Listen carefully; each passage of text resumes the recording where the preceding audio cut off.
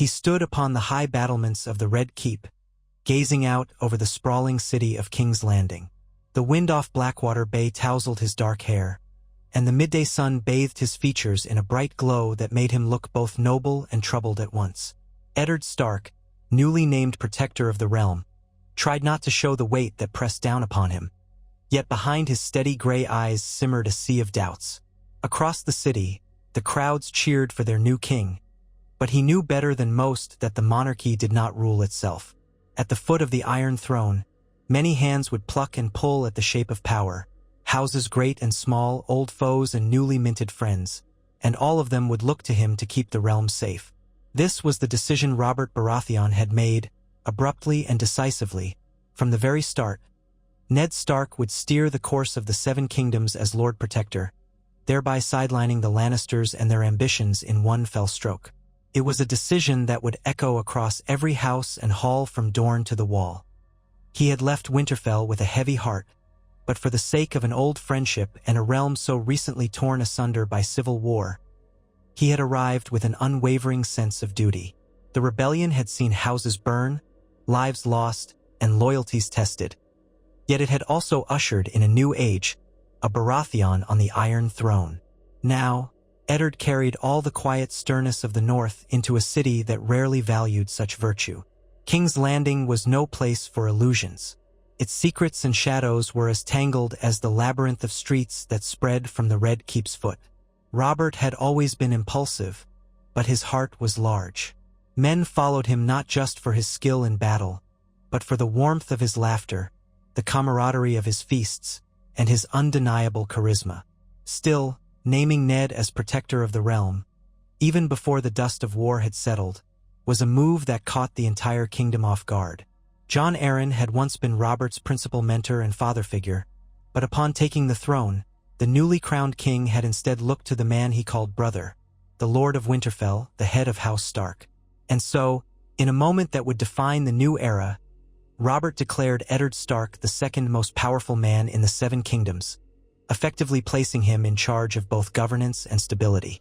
Given Robert's known indifference to the complexities of ruling, many believed that Ned Stark was the true seat of power behind the crown. That day, the great hall of the Red Keep was filled with lords and ladies eager to witness the formal investiture. A hush fell when the herald announced him as Protector of the Realm.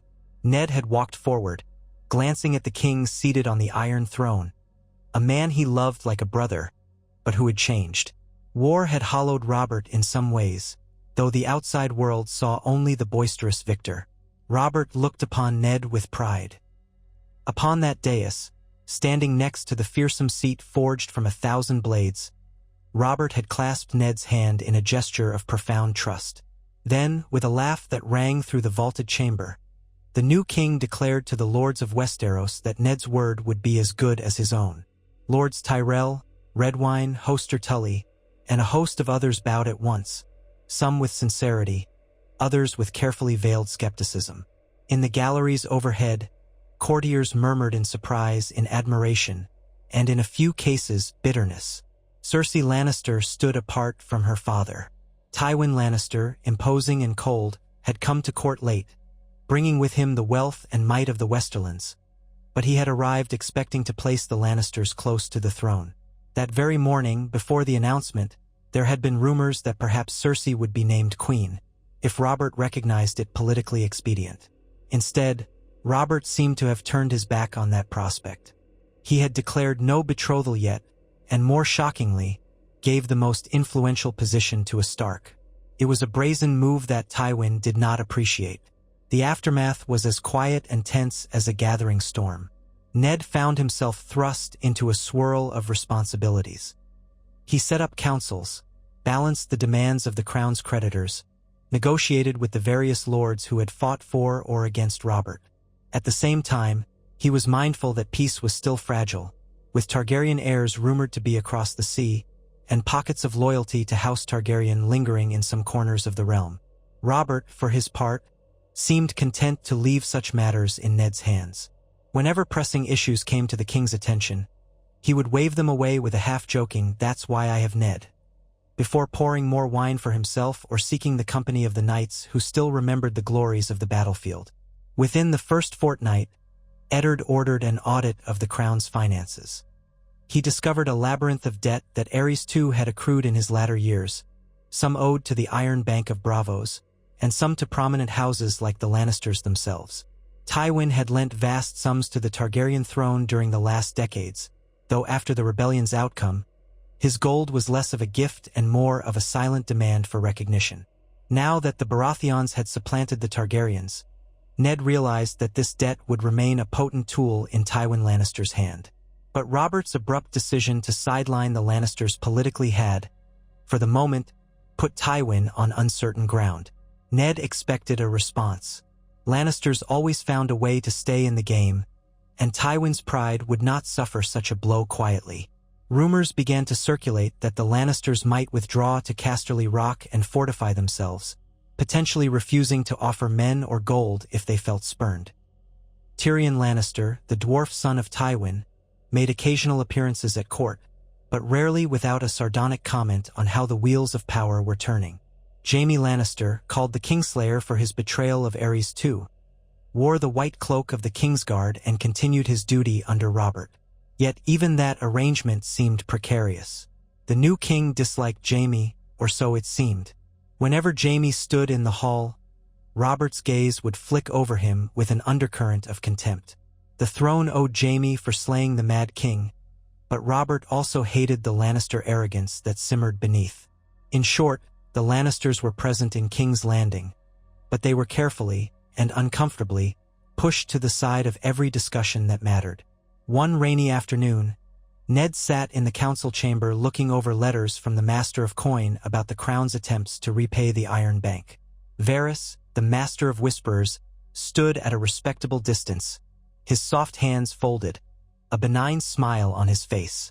Peter Baelish, Littlefinger, was also there, offering Ned a mocking sort of deference that made the Lord of Winterfell uneasy. Littlefinger's eyes were always flicking across the room, and Ned knew the man was as cunning as a fox. He had replaced some Targaryen loyalists in the treasury, and though Ned had no reason to doubt his competence, he disliked the man's sly manner. Yet competence was in short supply, and Peter Baelish was adept with numbers and coins, so Ned listened quietly as Littlefinger explained the precarious state of the royal finances. If the Iron Bank did not receive at least a portion of what was due, they might close their purse to the crown forever. The conflict was more than just a trifling matter of interest and principle. It shaped the kingdom's ability to pay for roads, the city watch, and the maintenance of the royal fleet. Stannis Baratheon, Robert's stern and dutiful brother, had also been granted a seat on the small council. Even as he struggled with his own resentment at not being named Hand or Protector, duties he considered more appropriate for a Baratheon, he served with grim dedication. In that meeting, Stannis was the one to speak up. "We owe the Iron Bank. We owe Tywin Lannister too. Yet we can hardly ask the realm to shoulder new taxes, not when we're still reeling from the chaos of war. Every gold dragon must be accounted for." He spoke like a man who cared first and foremost about the fairness of law, but the tension in his voice was plain. He had expected to be closer to Robert's ear. Instead, here was Eddard Stark, stoic and measured, occupying the seat of supreme confidence. Ned listened to every perspective, let the arguments swirl, and offered only that he would begin negotiations personally. A letter would go to Tywin Lannister, requesting a formal audience to discuss the debts owed to House Lannister, as well as a plan for continuing commerce and roads in the Westerlands. That night, Ned penned the letter himself in the calm of his private solar. Outside his window, the flickering lights of the city spread far into the dark. The parchment was short, polite, and gave nothing away. He offered an invitation for Tywin to come to King's Landing at his earliest convenience, that they might speak as men of honor. He also addressed the question of trade and interest payments. If Robert's coin was lacking, at least Ned could attempt to mollify Tywin with courtesy. The letter left the city with a retinue of riders. A fortnight of uncertain waiting followed. Robert spent most of it feasting and hunting, indulging in all the pleasures a newly enthroned king might claim after a hard-fought rebellion. The city, for its part, grew accustomed to the idea that Eddard Stark was effectively leading the realm. Common folk from Flea Bottom to the Street of Silk began calling him the Quiet Wolf, a nod to the sigil of House Stark and Ned's reputation for measured, steady leadership. Not everyone loved him. City dwellers often found Northerners too rigid and cold, but they appreciated the consistency he seemed to offer, especially after the madness of King Aerys. When Tywin Lannister's reply finally arrived, it was short and civil, though it bore undercurrents of displeasure. The Lord of Casterly Rock thanked Ned for his courteous invitation, stated that he was occupied in the Westerlands with pressing matters, and promised to send an envoy in his stead. That envoy turned out to be Kevan Lannister, Tywin's brother, a man known for his loyalty and calmer temperament. He arrived at the Red Keep with a small retinue dressed in scarlet and gold. Their arrival did not go unnoticed. 1,000 eyes marked every banner, every horse, and every expression on their faces. In the council chamber, Ned received Kevan Lannister, flanked by Stannis, Renly, the king's younger brother with a lively green-eyed charm, and a handful of other council members. Robert himself was conspicuously absent, as he had decided that negotiations bored him. Kevan, with an air of politeness, made it clear that House Lannister felt overlooked. Their loan to the crown was significant, and the new monarchy needed to address it promptly, or risk losing the good faith of one of the wealthiest houses in the realm. Ned, in turn, expressed his gratitude for House Lannister's support and pledged that the new regime would honor all obligations. At the same time, he subtly implied that the Lannisters' continuing loyalty would be taken into account when negotiating the timeline and terms of repayment. Kevan's response was characteristically measured. He assured Ned of House Lannister's undying loyalty to the Iron Throne, but carefully avoided any direct mention of Cersei's or Jaime's roles at court. He also avoided addressing the unspoken question of whether Tywin wished to see a Lannister queen at Robert's side. That particular matter, it seemed, Tywin would not cede to mere envoys. By the end of the meeting, they'd laid out a plan for partial repayment to House Lannister over the next 5 years. In exchange, the Crown expected that the Lannisters would continue to supply gold for certain Crown projects, such as the city's defenses and the Navy's refurbishing. With the broad strokes hammered out, Kevan withdrew to his chambers, leaving Ned and the other counselors to wonder what Tywin Lannister was truly planning. Meanwhile, life in the Red Keep went on. Arya Stark ran through the castle's corridors, a mischievous streak in her eyes, while Sansa looked forward to the courtly gatherings and dances that came with the capital's social swirl. Ned's family had joined him, albeit grudgingly in Catelyn's case, who found the South a place of serpents and schemes. She did her best to maintain a proper household, but she longed for the simpler life at Winterfell. The small council, the lords, the ladies, and the knights all vied for Ned's time, and rarely did he manage to see his children for more than a fleeting dinner before some pressing matter stole him away. He tried to ensure that Robb, his heir, saw something of the city beyond the walls of the Red Keep. He wanted his son to understand that the realm was more than just the North, that it was a tapestry of different peoples, histories, and loyalties. But it was not an easy task. The demands on a protector of the realm were endless. Among those demands was a crucial matter of marriage alliances. Many expected Robert to soon choose a bride, for though he was king, a stable dynasty required heirs. The question was, whom would he choose? In the previous timeline, or so many had assumed, Cersei Lannister would have been the prime candidate. But now, with Robert's direct push to marginalize the Lannisters, speculation turned to the Tyrells of Highgarden. Mace Tyrell was already dropping hints that his daughter Margaery might be of age in a few years, though for the moment she was too young. Other lords proposed nieces, cousins, or sisters, all in an attempt to secure the king's favor. Eddard found the entire affair distasteful, but recognized its importance.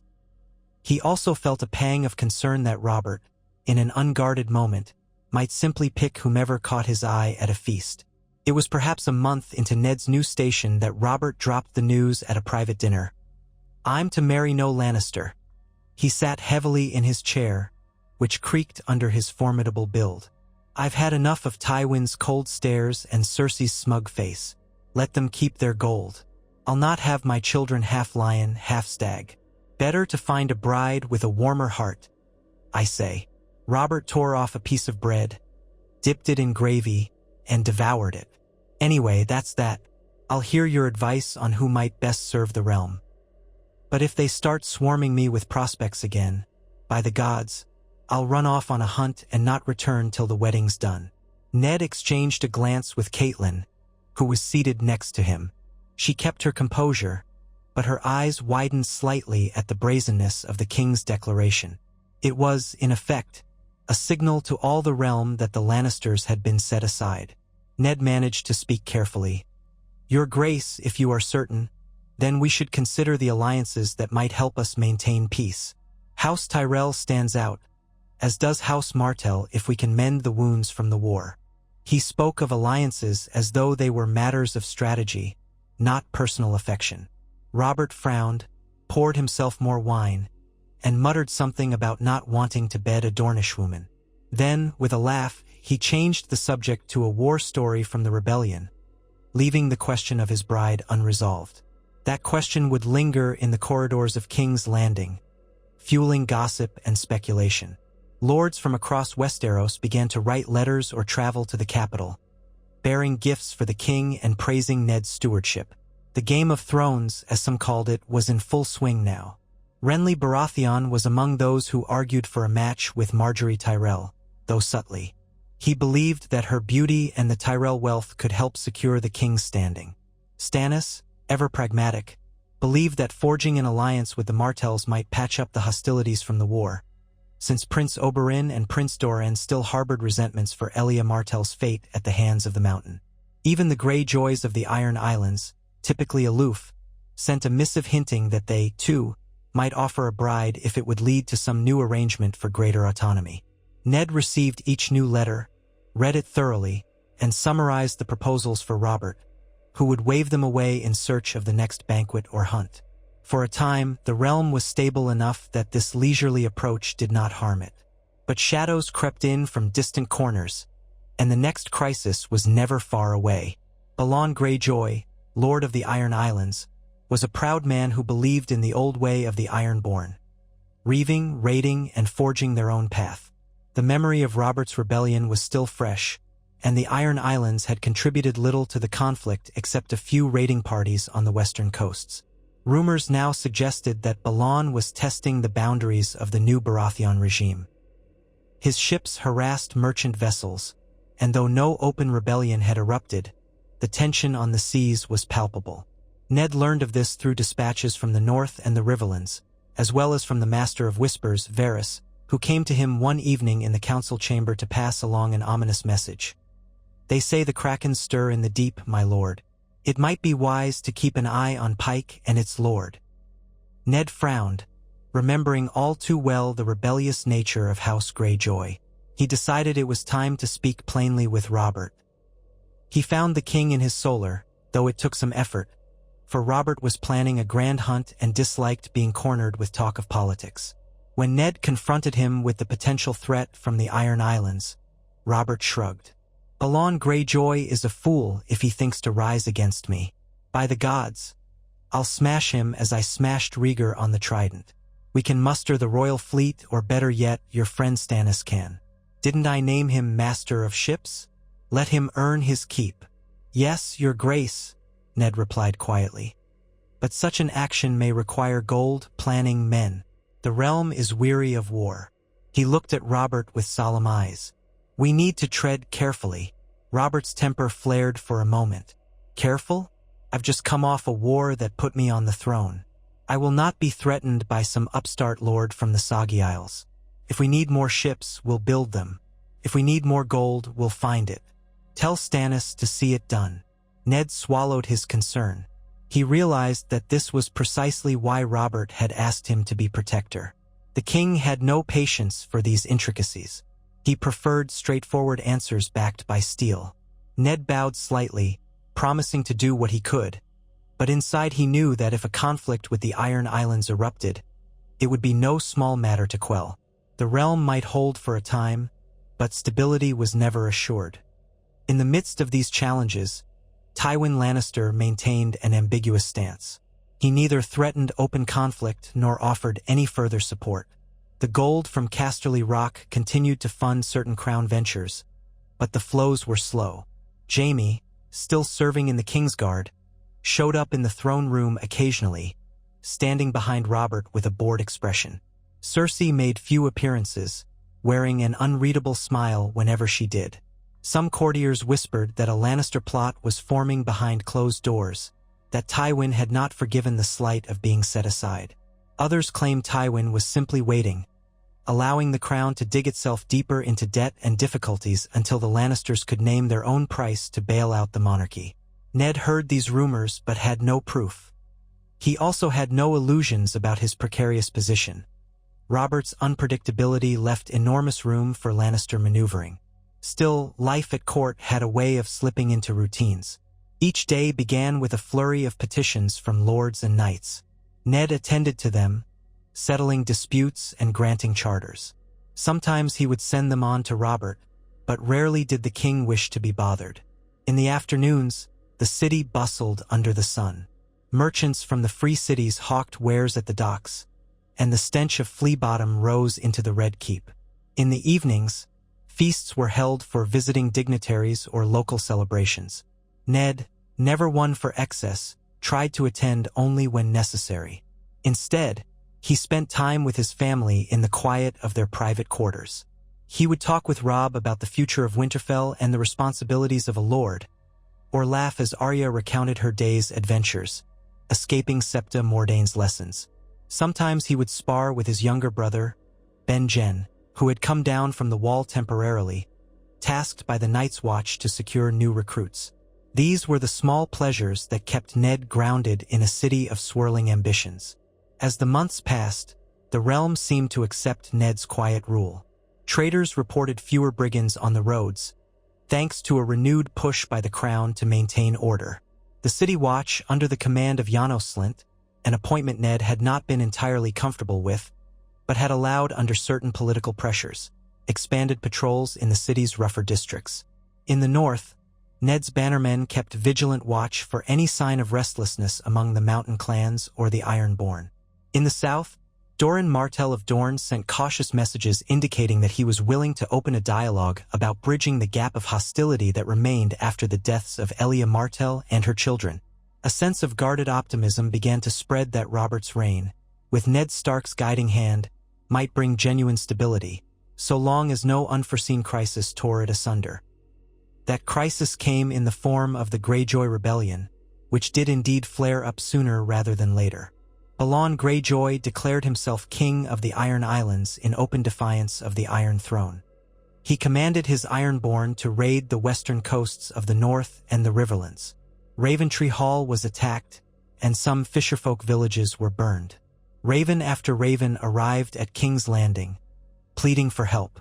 Robert reacted with predictable wrath, rallying the lords to crush Balon's ambitions swiftly.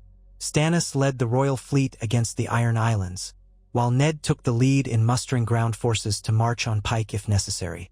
The campaign moved quickly, spurred by Robert's fury. Ned Stark coordinated with the lords of the north, calling banners from Winterfell to White Harbor. House Tully in the Riverlands likewise prepared to repel any Ironborn incursion. Although the realm was not fresh from the rebellion, enough knights and soldiers remained that Robert's muster was formidable. The fear among the lords was that House Lannister might use the distraction to their advantage. But, to Ned's wary surprise, Tywin did not openly intervene. Instead, Kevan Lannister again came forward to assure the court that the Westerlands would hold the line on their coasts, preventing the Ironborn from raiding too far south. It was a pointed demonstration that House Lannister remained loyal, at least in deed, if not in warmth. Stannis' fleet battered the Iron Fleet off Fair Isle, pinning them down in a costly engagement. A decisive victory at sea gave the royal forces the advantage. While the remains of Balon's ships scattered, Robert himself joined Ned in leading a host to besiege Pike. The siege was brutal and short, culminating in the storming of Pike's walls. One of Ned's bannermen, Thuras of Myr, famously led a charge through the breach with his flaming sword. Another lord, Jorah Mormont, fought valiantly. Robert, clad in black armor inlaid with gold, wielded his warhammer with terrifying strength, smashing iron-born defenders aside. Balan's forces fell back, and in the end, the would-be king of the Iron Islands bent the knee to Robert Baratheon. In the aftermath of the Greyjoy Rebellion's collapse, Ned again found himself faced with the question of what to do with the children of the rebel lord.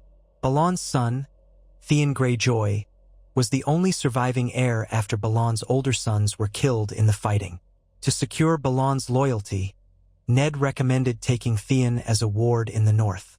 Robert agreed, though perhaps not without some hesitation. Thus, young Theon Greyjoy departed his homeland to live under the roof of the man who had defeated his father's rebellion. In that, Ned once more demonstrated his capacity to blend mercy with strategy, a tactic that would keep the Iron Islands subdued for the foreseeable future. Upon returning victorious to King's Landing, Robert held a celebratory feast the likes of which the city had not seen since the end of the rebellion.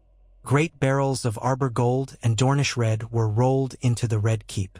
The king presided over the festivities with a kind of wild joy, for the war had given him a taste of the old days, of the days when he had been the warrior, unstoppable on the battlefield. But as the feast wore on, an undercurrent of tension re-emerged. Lords and ladies watched closely to see who sat near the king, who garnered his favor, and who was left in the cold. Ned Stark was, of course, at Robert's side, though the protector of the realm partook sparingly of the wine. Tywin Lannister did not attend in person, though his seat was left symbolically empty, a silent reminder that House Lannister and the crown were not in perfect accord. Late into the night, when most of the guests had drunk themselves into a stupor, Robert leaned toward Ned and confided, "I've been thinking, old friend, we've just put down the Ironborn, but that doesn't settle everything. There's still talk of Targaryen spawn across the sea. Viserys and his sister, I hear. The Golden Company might join them, or maybe the Magister of Pentos. I don't know, but I do know that one day they might return with an army of Sellswords. Gods, that's the last thing I need. Another war." Ned's expression turned grave. "Your Grace, if it comes to that, we will face it, but perhaps we can ensure it never does. The Targaryen children are in exile with no ships, no gold. They are hardly a threat right now." Robert shrugged, draining his goblet. "Maybe so, or maybe not. I've half a mind to send someone across the sea and finish them. End that line once and for all. But I know you, Ned. You'd call it murder." Ned did not shy away from the truth. I would."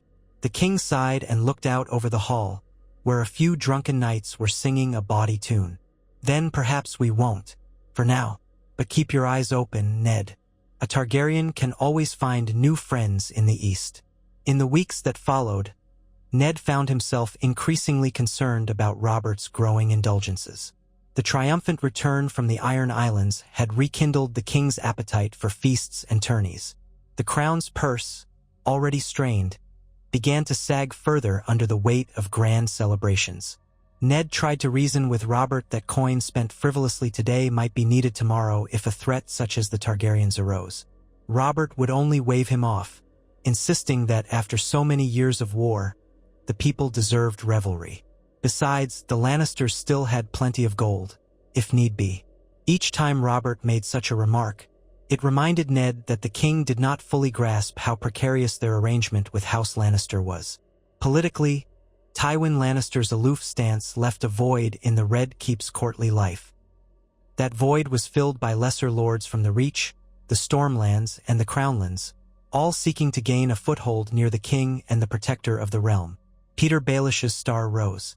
He took advantage of the Lannisters' distance, carving out a greater role in managing the crown's debts and forging new alliances with the Iron Bank. Varys, too, seemed more essential than ever, providing Ned with tidbits of information to help ward off conspiracies. Stannis and Renly occasionally butted heads over council matters, but Ned tried to keep them united. It was a delicate balance, one that required constant vigilance. Amid these pressures, Ned still found moments of warmth with his family. He watched as his daughters grew into their own.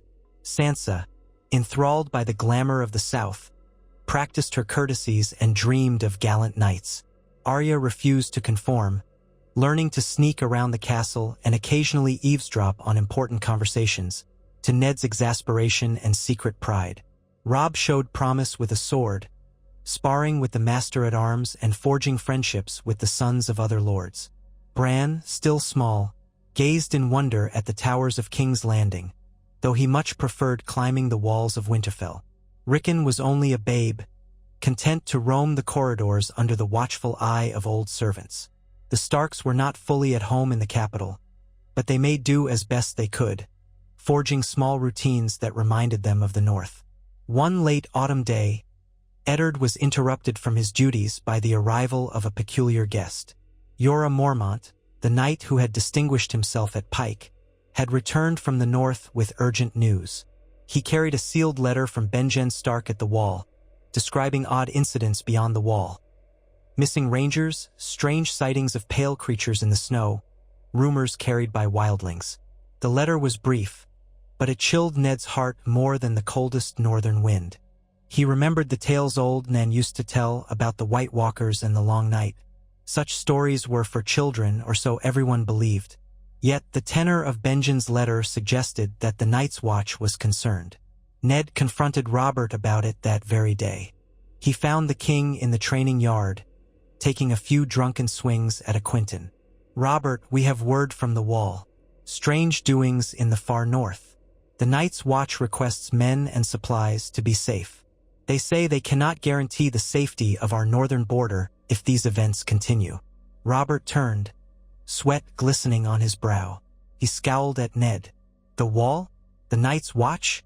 By the gods, Ned, we've just barely settled things with the Ironborn, and you want me to send more men off to freeze in the snow? The dead? White Walkers? I won't have it. That's the stuff of old women's tales." Ned's voice was calm but firm. "Your Grace, we're not certain what the threat is, but if the Watch is sounding the alarm, we should not ignore it. Even if it's just wildlings, they might be massing. And winter is coming." Robert snorted. "Always your words. Winter is coming. Very well, I won't dismiss you outright. How many men do they need? A few hundred at most? Fine, let it be so. But don't expect me to fight an army of ghosts, Ned. If the Watch is chasing shadows, we'll have spent enough gold on them as is." Ned inclined his head. "Thank you, Your Grace. I'll see it's done."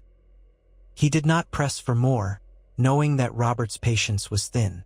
So it was that the Crown sent a modest reinforcement to the Wall, a gesture that seemed small compared to the potential horrors rumored to stir in the far north. Ned knew that if something truly terrible lurked beyond the Wall, they might all pay a heavier price later. But for the moment, the realm's immediate concerns were still to maintain peace, pay debts, and secure alliances. The ephemeral threat of ancient evils stood no chance of taking precedence in King's Landing, where men were preoccupied with the intrigues of other men. Tensions simmered again when a raven arrived from Old Town, where the High Septon had died. A new High Septon had been chosen, one rumored to be more devout and more austere. This development mattered because the faith had sway over the hearts of the populace, and a devout High Septon might frown on Robert's indulgences and the moral laxity at court. Ned heard from Varys that the new High Septon had criticized the Crown's plan to host yet another extravagant tourney. Ned tried to convince Robert to downsize the event, but the king's pride bristled at being told to restrain his celebrations. The tourney proceeded, though with slightly reduced prizes. Knights and lords from across the Seven Kingdoms came to King's Landing, vying for glory. Ser Barristan Selmy, who had remained in the Kingsguard since the days of Aerys II, took part and acquitted himself with honor, though he did not claim the champion's laurel. That glory went, surprisingly, to a hedge knight named Ser Galladon Waters, who fought with skill and cunning, unhorsing even Lord Yon Royce in the lists. The victory of a lesser-known knight caused a stir of excitement, a rare reminder that in these times, new heroes could arise unexpectedly. Amid the feasting and the jousting, Ned remained watchful. He saw how the lines of alliance shifted subtly each day. Peter Baelish whispered in one ear of a gullible lord, while Varys quietly pulled the strings in another corner. Stannis could be found brooding about the finances or the threat of the Targaryens, while Renly laughed with a circle of young knights, forging friendships that could one day translate into power. This was the Game of Thrones in action, all swirling around the anchor that was Eddard Stark, the man Robert had made protector of the realm. For better or worse, Ned carried more power than he had ever wanted, and every day he struggled to use it wisely, to keep the realm from fracturing under the weight of its own ambitions. One evening, after the tourney had ended, Ned stood by the narrow window in his solar, gazing at the flicker of lights across the city. Catelyn entered quietly, shutting the door behind her. "You've been at it since dawn," she said softly. "The children barely see you." Ned sighed and turned to his wife. "There's so much to be done. Robert is content to let matters slide until they burst. I must handle a dozen crises before breakfast just to keep afloat." She placed a gentle hand on his arm. "You are Eddard Stark of Winterfell. We are not meant to live in this southern court forever. Will it always be this way?" His eyes were full of sorrow. "I fear so. As long as Robert needs me here, I cannot abandon my duty. And if I left someone else to mind the store, what might become of the realm? The Lannisters, the Greyjoys, the Targaryens across the sea. We hold them all in check. Barely." Catelyn's expression hardened slightly. "You owe Robert much, yes. But Winterfell is your home, your birthright. Our sons must learn the ways of the North. Our daughters—" She trailed off, not needing to finish. They both knew that Sansa was enamored with the southern life, while Arya bristled at its constraints. The tension for the Stark family was palpable. To remain in King's Landing risked entangling them deeper in politics, yet to return north might weaken Robert's government and open the door for Lannister influence. Ned kissed his wife's forehead, his voice quiet. "We will see. Perhaps in time, the realm will be stable enough that Robert can rely on others. Then we can go home. I promise." Outside, the city's hum continued, oblivious to the quiet conversation of its protector and his lady. Across the narrow sea, forces unknown moved as well. Whispers came from Pentos and Bravos about Viserys Targaryen seeking alliances, about Dothraki Khalasars, about Sellsword companies stirring. But those were distant concerns, overshadowed in the capital by the complexities of everyday governance. In that swirl, Jaime Lannister still wore the white cloak of the Kingsguard, patrolling the halls of the Red Keep with a cool, detached air. He was a handsome man, arrogant, with a sardonic twist to his smile. Eddard, whenever they crossed paths, could not forget how Jaime had slain King Aerys. Though that act had ultimately saved lives, it was still considered dishonorable. And Ned knew that Robert never fully trusted Jaime, either. Yet the Kingslayer was cunning and no fool. He rarely let any insult pass, nor did he reveal a single plan of his own. If Tywin was working from Casterly Rock to strengthen the Lannisters' position, Jaime surely knew of it. But no word slipped from his lips, only that ever-present smirk.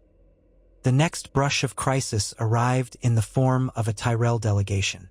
Mace Tyrell, overweight and pompous, came to court with his mother, the formidable Lady Olenna, and his daughter Marjorie in tow.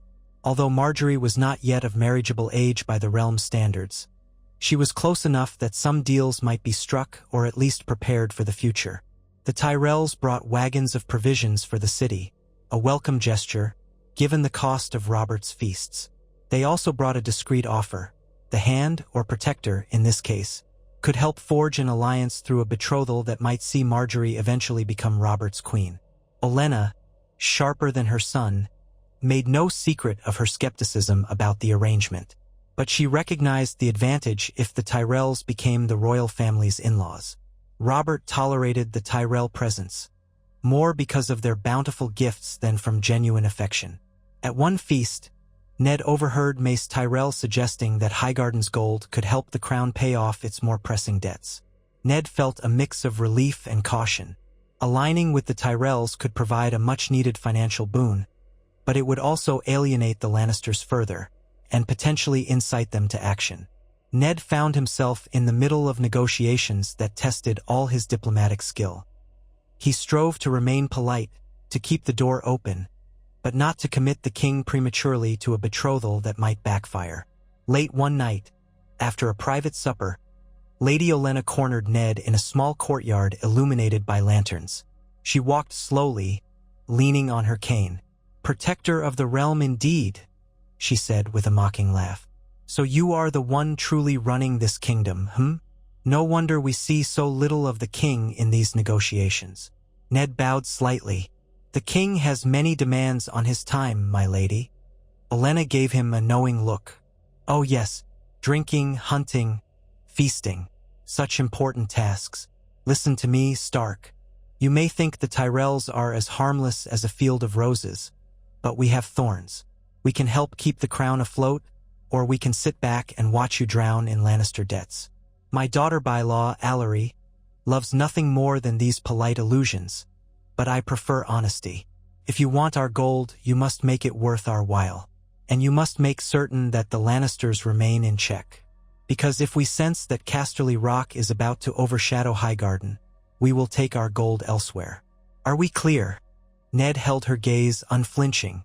"I understand, my lady, but know that I will not sacrifice the realm's stability for gold alone. I seek alliances that benefit all the people, not just the pockets of lords." Olenna cackled. "A noble sentiment, dear, but do you truly believe in such a thing here in the cesspit of King's Landing? Still, I see that you are at least sincere, and sincerity is a rare coin, so I'll cherish it." With that, she turned and ambled off, her cane tapping on the stone. Thus did the dynamic swirl. The Lannisters stood off to one side, controlling the largest single debt of the crown. The Tyrells waited with open coffers but demanded a higher price: a marriage. Meanwhile, Dorne simmered. The Iron Islands nursed their wounds, and the Targaryen exiles lingered in the east.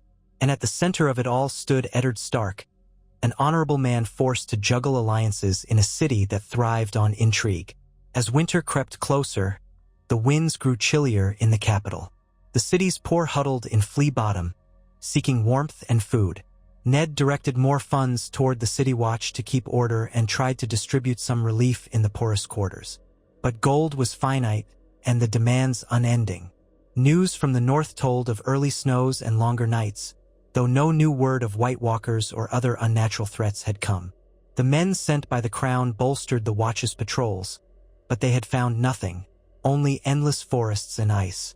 At last, a raven arrived from Casterly Rock. Tywin Lannister himself would come to King's Landing to speak with the king and the protector of the realm. The letter was carefully phrased, brimming with politeness, but beneath it Ned sensed an ultimatum forming. Tywin might well decide that if Robert would not strengthen ties by marriage, the Lannisters would seek other means to assert their power. The day of Tywin's arrival dawned crisp and cold. The gates of the city opened to admit the Lannister procession, an ostentatious display of wealth and might. Gold-trimmed banners flew high, knights in shining armor rode proudly, and hundreds of soldiers marched in perfect discipline. Ned and Robert greeted Tywin in the throne room. Robert, wearing his crown but looking uncomfortable in all the regalia, sat upon the iron throne while Ned stood at his right side. The hall was packed with curious lords, ladies, and courtiers. Tywin entered, flanked by his brother Kevin and a guard of red-cloaked men. He bowed slightly to the king, though his expression remained as cold as marble. Robert forced a hearty greeting, attempting to appear jovial. "Lord Tywin, it's been too long. I trust Casterly Rock fares well." Tywin's voice was smooth. "It does, your grace. Thank you for your concern. And I see King's Landing remains prosperous under your watch." Robert smirked. "Prosperous enough, I hope. Let us not stand on ceremony. You've traveled far. We'll dine tonight, and then perhaps you and my good friend Ned can discuss any outstanding matters." They proceeded to a private council after the initial reception. There, Tywin wasted little time in stating his concerns. The crown's debts to House Lannister are substantial. While I understand the realm's recovery from the war is ongoing, the agreed-upon schedule of payments has fallen behind. I would prefer not to see the crown bankrupt, but House Lannister is not a charity. Ned met Tywin's cool gaze. "We have every intention of meeting our obligations. If the crown's finances are temporarily strained, we might negotiate a new schedule that acknowledges the realm's priorities. The war with the Ironborn did not come cheaply. Tywin's lips tightened. Indeed, and in the meantime, I hear that House Tyrell has been most generous. One might wonder if the crown is seeking to replace its debt to the Rock with debt to the Rose. Robert gave Ned a quick look. They had not openly declared that, but Tywin was well informed. The king cleared his throat and said, "I won't lie, Tywin. We are exploring multiple options. It's not wise to rely on a single source for all the crown's gold." Tywin's green eyes flicked from Robert to Ned. "Certainly, Your Grace. And I imagine in such a scenario you'd have no need of House Lannister's further assistance. Unless, of course, you find yourself in another conflict that drains the treasury anew." The temperature in the room seemed to drop. Robert, unused to such veiled threats, bristled. "Are you implying we might find ourselves in conflict soon?" Tywin's expression was impeccably calm. "Conflicts arise in these troubled times, Your Grace. The Targaryen heirs remain across the sea. Dorne has never fully forgiven the events of the rebellion. Even House Tyrell, for all its outward friendship, might decide to reconsider if a more profitable alliance arises. It is the responsibility of every lord to protect his own interests." Ned spoke quietly, hoping to ease the tension. "Lord Tywin, House Lannister's support of the throne during the rebellion is not forgotten. We wish to maintain a stable relationship with you. Perhaps we can reach a new agreement that satisfies everyone." Tywin steepled his fingers. "I have a proposition. The crown can continue to make partial payments, but in return, I ask that the king consider naming my daughter, Cersei, as his queen. That marriage would bind House Lannister to the throne in a more direct and permanent way, ensuring our mutual prosperity." Robert's face darkened. "We've been over this. I don't want a Lannister bride. You're asking me to break the path I've started upon.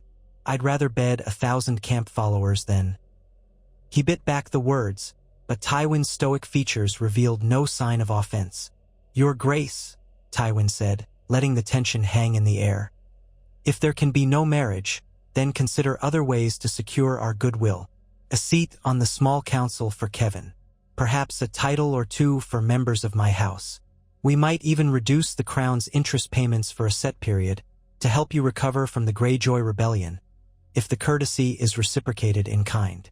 Ned realized in that moment that Tywin's true aim might not necessarily be marriage alone. He wanted power, influence, a stake in how the realm was governed. By naming Ned protector of the realm so abruptly, Robert had effectively locked the Lannisters out. Tywin, shrewd as ever, was now offering a compromise. A share of the realm's governance in exchange for financial breathing room. Robert, who despised being cornered, looked at Ned, uncertain. Ned, in turn, weighed the options. If they refused, the crown's debts could be called in, plunging them into crisis. If they acquiesced too much, the Lannisters would gain a foothold in the highest circles of power. Yet maybe a carefully balanced arrangement could be struck, something that acknowledged the Lannisters' claims without giving away the realm. He took a breath and spoke. "Lord Tywin, we hear your concerns. Let us discuss the particulars. Perhaps we can find a middle road, one that respects House Lannister's contribution to the throne without undermining the realm's broader alliances." And thus began a painstaking negotiation that spanned days. Tywin pressed for Kevin's inclusion on the small council, a formal guarantee of Lannister gold in certain crown ventures, and an official statement that the Lannisters remained the favored lenders of the monarchy. In return, Tywin offered to lower interest on some debts, extend repayment terms, and provide additional funds to rebuild the royal fleet if needed. The question of marriage remained off the table by Robert's insistence. He would not take Cersei Lannister as queen. But Tywin, somewhat surprisingly, did not press that demand too far, perhaps recognizing that he could not force a king's hand in a wedding vow. Each day, Ned oversaw the back and forth, ensuring that Robert's interests were preserved. The entire process was grueling, leaving Ned exhausted by sundown. But by the end of the negotiations, an accord had been reached that both parties could accept, if not embrace wholeheartedly. With the matter of crown finances at least temporarily stabilized, Tywin Lannister departed King's Landing. He left behind a renewed sense of Lannister presence, however, for Kevin took a seat on the small council. Jaime remained in the Kingsguard, and Cersei, though not queen, resided in the Red Keep, a watchful and calculating presence. The seeds of future contention were sown, for no one believed that Tywin would simply be content with half measures forever. Yet for the moment the tension eased. Robert, overjoyed at not having to handle the minutiae, threw a lavish feast to celebrate. Ned felt only a weary relief that the realm had dodged another crisis. But he also sensed that one day, the realm would be forced to reckon with the Lannisters in a far more dire confrontation. The final concern that haunted Ned was the Targaryen question. Rumors persisted that Viserys Targaryen had married his sister to Khal Drogo, one of the fiercest Dothraki warlords. Tales spoke of a golden-haired girl with amethyst eyes, riding alongside a khalasar that could number in the tens of thousands. Some said she was pregnant, carrying a child of prophecy that might one day reclaim the Iron Throne. Varys's whispers indicated that Pentos's magister Illyrio Mopatis was bankrolling Viserys' ambitions. The potential threat of a Dothraki invasion was alarming, especially if the Targaryens truly had the ear of the Dothraki horselords. Yet no Dothraki horde had ever crossed the narrow sea in force. Ships and gold would be needed for that. As Robert grew fatter and more complacent on the throne, Ned took it upon himself to quietly bolster the royal fleet, re-outfit the city watch, and maintain alliances that might prevent any foreign force from making landfall. He was determined that the realm would not be caught unprepared by any Targaryen revival. And so the years rolled on, with Ned Stark holding the realm together as protector, sidestepping Lannister claims, forging uneasy alliances with the Tyrells, and reinforcing the realm's defenses to guard against threats both internal and external. He longed for Winterfell and the cold clarity of the north, but he did not abandon his duty. With each passing day, the realm stabilized, scars from the past healed bit by bit, and new tensions brewed beneath the surface. The Game of Thrones never ended, and Ned Stark found himself ensnared at its very heart. Though he could not know it then, his efforts would shape the fate of Westeros for generations. The seeds of a different future had been planted the moment Robert had named him protector of the realm from the start, sidestepping the Lannisters' ambitions. It was a future that might see fewer murders in the shadows, fewer cruelties inflicted for personal gain. But it was also a future that demanded a delicate balancing act that no man, not even the honorable Eddard Stark, could sustain indefinitely without cost. For every compromise made to keep the peace, for every concession to House Lannister's gold or House Tyrell's bounty, Ned paid a price in sleepless nights and the slow erosion of his northern innocence. In the end, the realm might remember him as a steady hand, a quiet wolf who kept the realm from descending into chaos at its most precarious juncture. Or it might condemn him for lacking the ruthless edge necessary to root out enemies before they grew dangerous. Only the future would decide whether Ned Stark's tenure as protector of the realm would result in a lasting golden age, or a more protracted civil war further down the line. But for the time being, the Seven Kingdoms enjoyed a respite from the storms of war, bound together by a stark sense of duty and the legacy of a king who preferred feasting to ruling, and who had, in a single fateful stroke, sidelined the Lannisters at the very beginning of his reign. Such decisions do not erase ambition, however, and far off in the east, a woman with silver-gold hair was said to dream of dragons. A man with violet eyes plotted and raged, calling himself the rightful heir to the Iron Throne. At the wall, black-clad watchers kept their vigil, uncertain what truly stirred in the lands of Always Winter. And at Casterly Rock, Tywin Lannister stood in his solar, reading over fresh reports and waiting with infinite patience for the moment when House Lannister could press its advantage once more. Power, after all, is never given. It is only borrowed for a time until the shifting tides of fate sweep the board clean again. Ned Stark, protector though he was, could only brace himself for the next wave of challenges. The realm would endure, as it always had, but whether it would endure under the unity so carefully nurtured was another question. For now, though peace held, the king feasted, the protector toiled, and the great lords schemed in their splendid halls. And in that fragile interlude, a sense of possibility pervaded the Seven Kingdoms, as if, by some rare chance, the cycle of bloodshed and betrayal might finally be broken.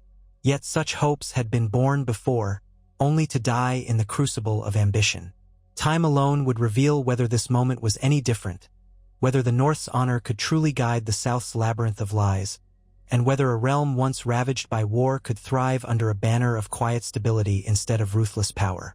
The North remembered, the crown demanded, and Eddard Stark, with a measured gaze and a steadfast heart, walked the perilous line between them, hoping against hope that he might steer the Seven Kingdoms onto a course of lasting peace. The wheels of history turned, the ravens took flight, and the hush before the next great storm settled over Westeros. As the crisp edges of autumn gave way to the damp chill of early winter, a subtle tension settled over King's Landing. The realm might appear calm on the surface, with markets bustling and courtiers whispering in the galleries, but below that veneer, countless ambitions and anxieties seethed. Eddard Stark felt it keenly. Even the Red Keep's corridors, so familiar after months of walking them, seemed tinged with a quiet foreboding. One step out of line, one careless word, and the entire delicate balance he had tried to maintain could collapse, scattering the Seven Kingdoms into chaos once more. He took what small solace he could in the presence of his family. Each morning he rose before first light. Slipping away from the bedchamber, he shared with Catelyn to pace the battlements overlooking Blackwater Bay. The sky often lay clouded and gray, and the waters below churned with winter currents. There, in the bracing air, he found a semblance of his beloved North. The salt winds could never fully replace the biting snow-laden gusts that swept down from the wall, but still, they were closer to true cold than anything else King's Landing could offer.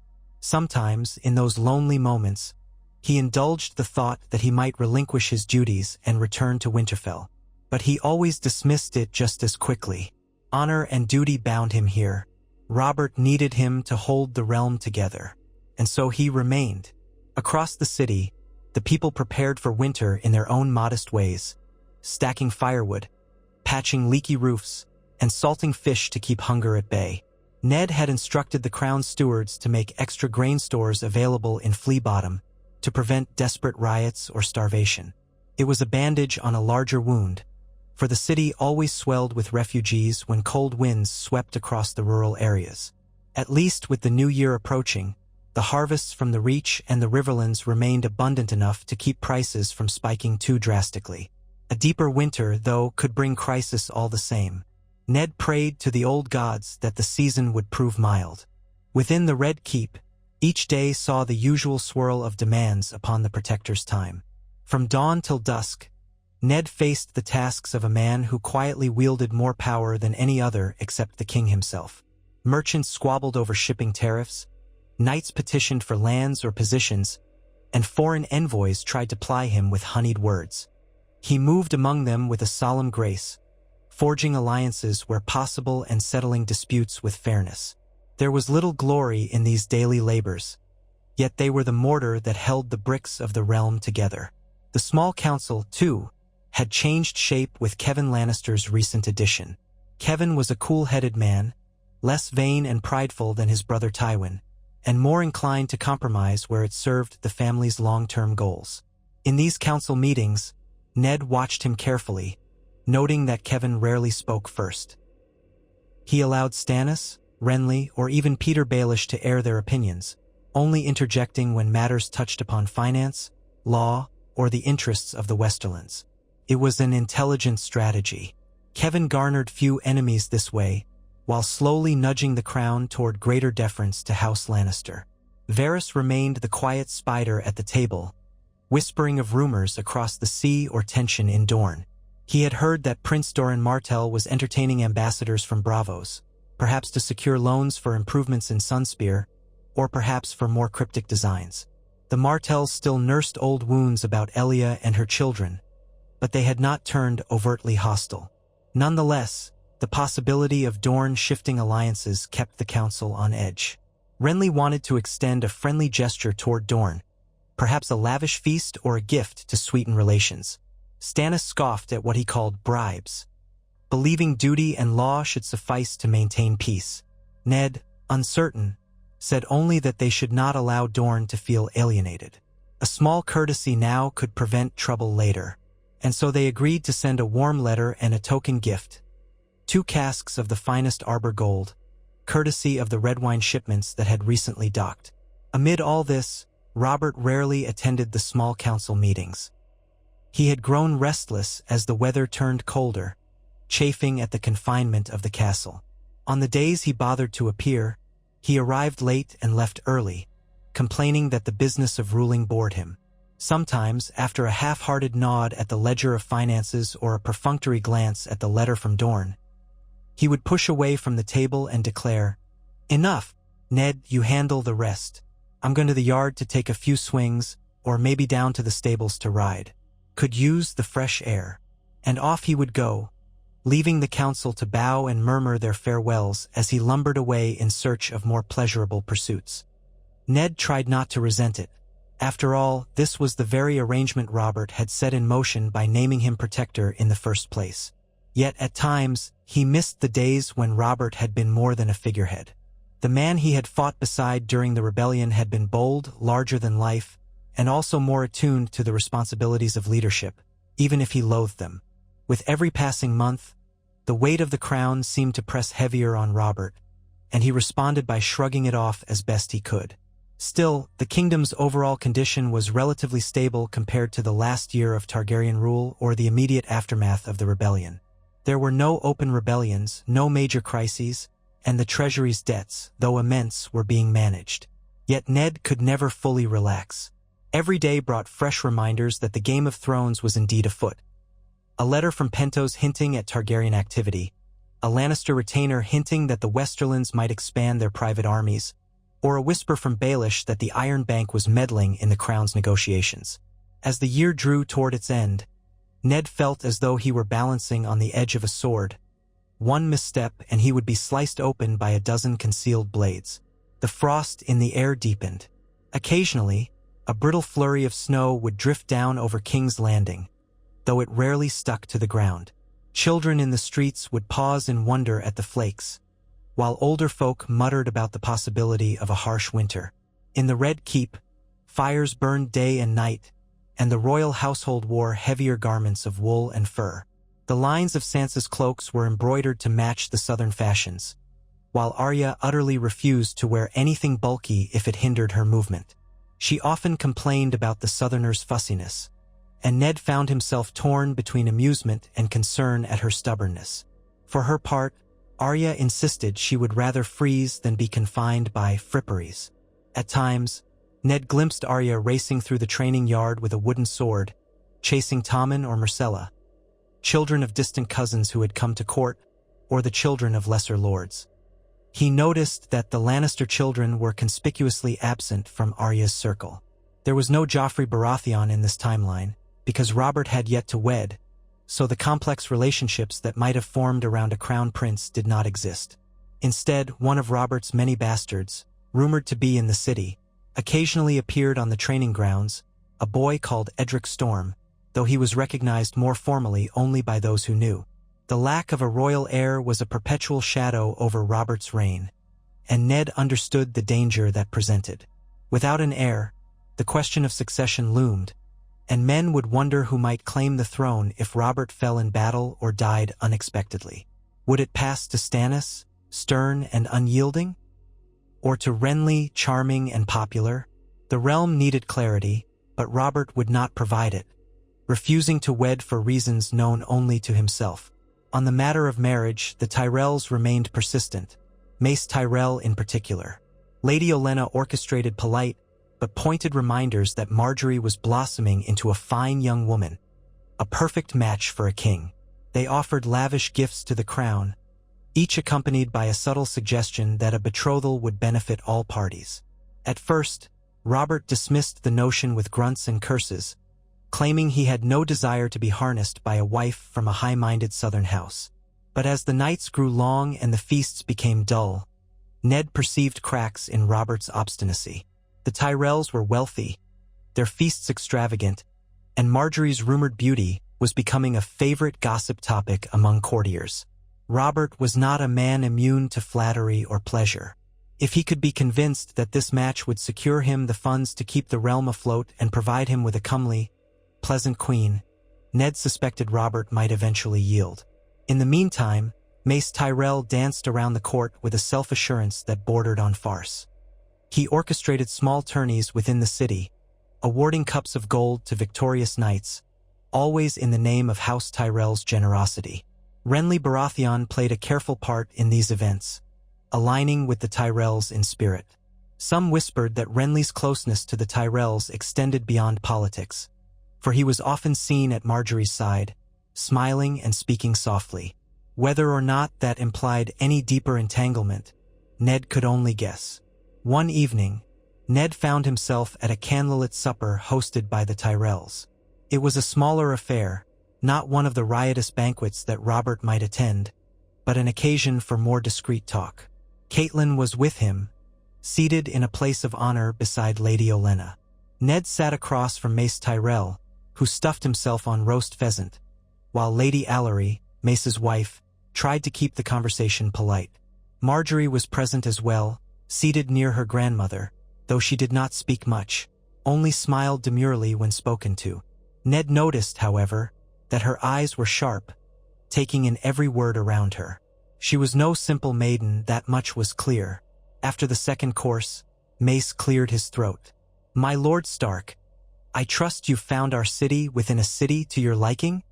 He referred to the Tyrell Manors in King's Landing, a sprawling compound near the dragon pit that served as Highgarden's foothold in the capital. Ned inclined his head. "Your hospitality is most gracious." Mace dabbed at his lips with a napkin. "We do what we can for the realm. After all, the Tyrells have always served the crown faithfully. And might I add that the realm is fortunate to have a man of your integrity guiding it." He offered a broad, ingratiating smile. "Still, I cannot help but lament that House Tyrell is not, shall we say, as intimately bound to the throne as some might like, especially after all we've done. Feeding the people, funding improvements to the city watch, providing gold for the royal fleet." Ned set down his cup. "The crown appreciates your contributions, Lord Tyrell. I know the king does as well." Mace's smile tightened. "Yes, well, the king is a most remarkable man, and like all remarkable men, he deserves a queen of equal merit. One who can nurture him in times of war and peace, provide him with heirs, and ensure the stability of the realm for years to come." Olenna leaned in, her eyes flicking from Mace to Ned. "He means Margaery, dear," she said bluntly, with her usual lack of pretense. Ned glanced at Margaery. She wore a practiced smile, lowering her eyes as though shy, though Ned suspected she was anything but. Catelyn spoke before he could reply. "Your granddaughter is a lovely young lady, Lady Olenna, and indeed, if the king chose her, the realm would gain a gracious queen." Mace's face brightened at the praise. "Well said, Lady Stark. I see no reason we should delay the matter further. The king has tarried long enough without a proper bride. We would be honored to begin negotiations for a betrothal, should his grace be amenable." Ned knew that Mace was pushing, hoping the protector of the realm would deliver an enthusiastic endorsement to Robert. Instead, Ned offered a measured response. "I cannot speak for the king on such a personal matter, Lord Tyrell, but if I may advise, it might be best to give him a little more time. He is wary of making any hasty decisions, especially after the rebellion and its aftermath. The realm is still healing. Yet I'll not deny that a royal marriage could do much to secure peace in Westeros." Olenna gave a curt nod, spoken like a true diplomat. That said, time can slip through one's fingers. A king without heirs is a temptation to all manner of plots. You know that better than most, Stark. I dare say you're the one man in this city who truly cares about a stable succession." Ned felt the weight of her words. He did care. Without an heir, any faltering of Robert's reign could lead to a catastrophic scramble for the Iron Throne. And the Tyrells were hardly the worst option. Indeed, a tie to Highgarden might check the Lannisters' influence.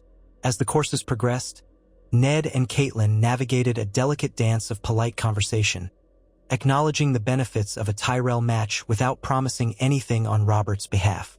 By the supper's end, Mace Tyrell seemed content enough, convinced he had at least planted the seeds of possibility in Ned's mind. Olenna looked less impressed, but Ned sensed that she, too, believed a door had been cracked open. Back in his private chambers later that night, Ned shared his reservations with Catelyn. Robert is a stubborn man, but I cannot deny that an alliance with the Tyrells would do much to shore up the crown's finances and quell the question of succession. If Margaery bears him a son— He trailed off, glancing at his wife. Candlelight illuminated the faint worry lines on her brow. Catelyn touched his arm. She might, and if she did, that child would unify half the realm simply by existing. The Tyrells' gold, their armies, and their reach in the south. It could mean the difference between peace and turmoil should the Targaryens ever attempt to return. Ned nodded, his voice low. Aye. Yet the Lannisters will not stand idle if they see the crown married to the Reach. Tywin might interpret it as a direct threat, especially since we've already refused Cersei's hand. He could withhold crucial loans or conspire with other lords to undermine Robert. Catelyn's lips thinned. The Lannisters do that already. Perhaps it's better to have the Tyrells firmly on our side. At least their intentions are clear. They want the power of a royal match. The Lannisters want the throne itself, or near enough that it makes no difference. Ned sighed, leaning against a carved bedpost. I've heard even Baelish whisper that a Tyrell marriage might be the best solution, so long as we keep the Lannisters content with certain concessions. She raised an eyebrow. Peter is cunning, but even he can see the realm's precarious finances. The Tyrell coffers are deep. Let us hope Robert sees the sense in it.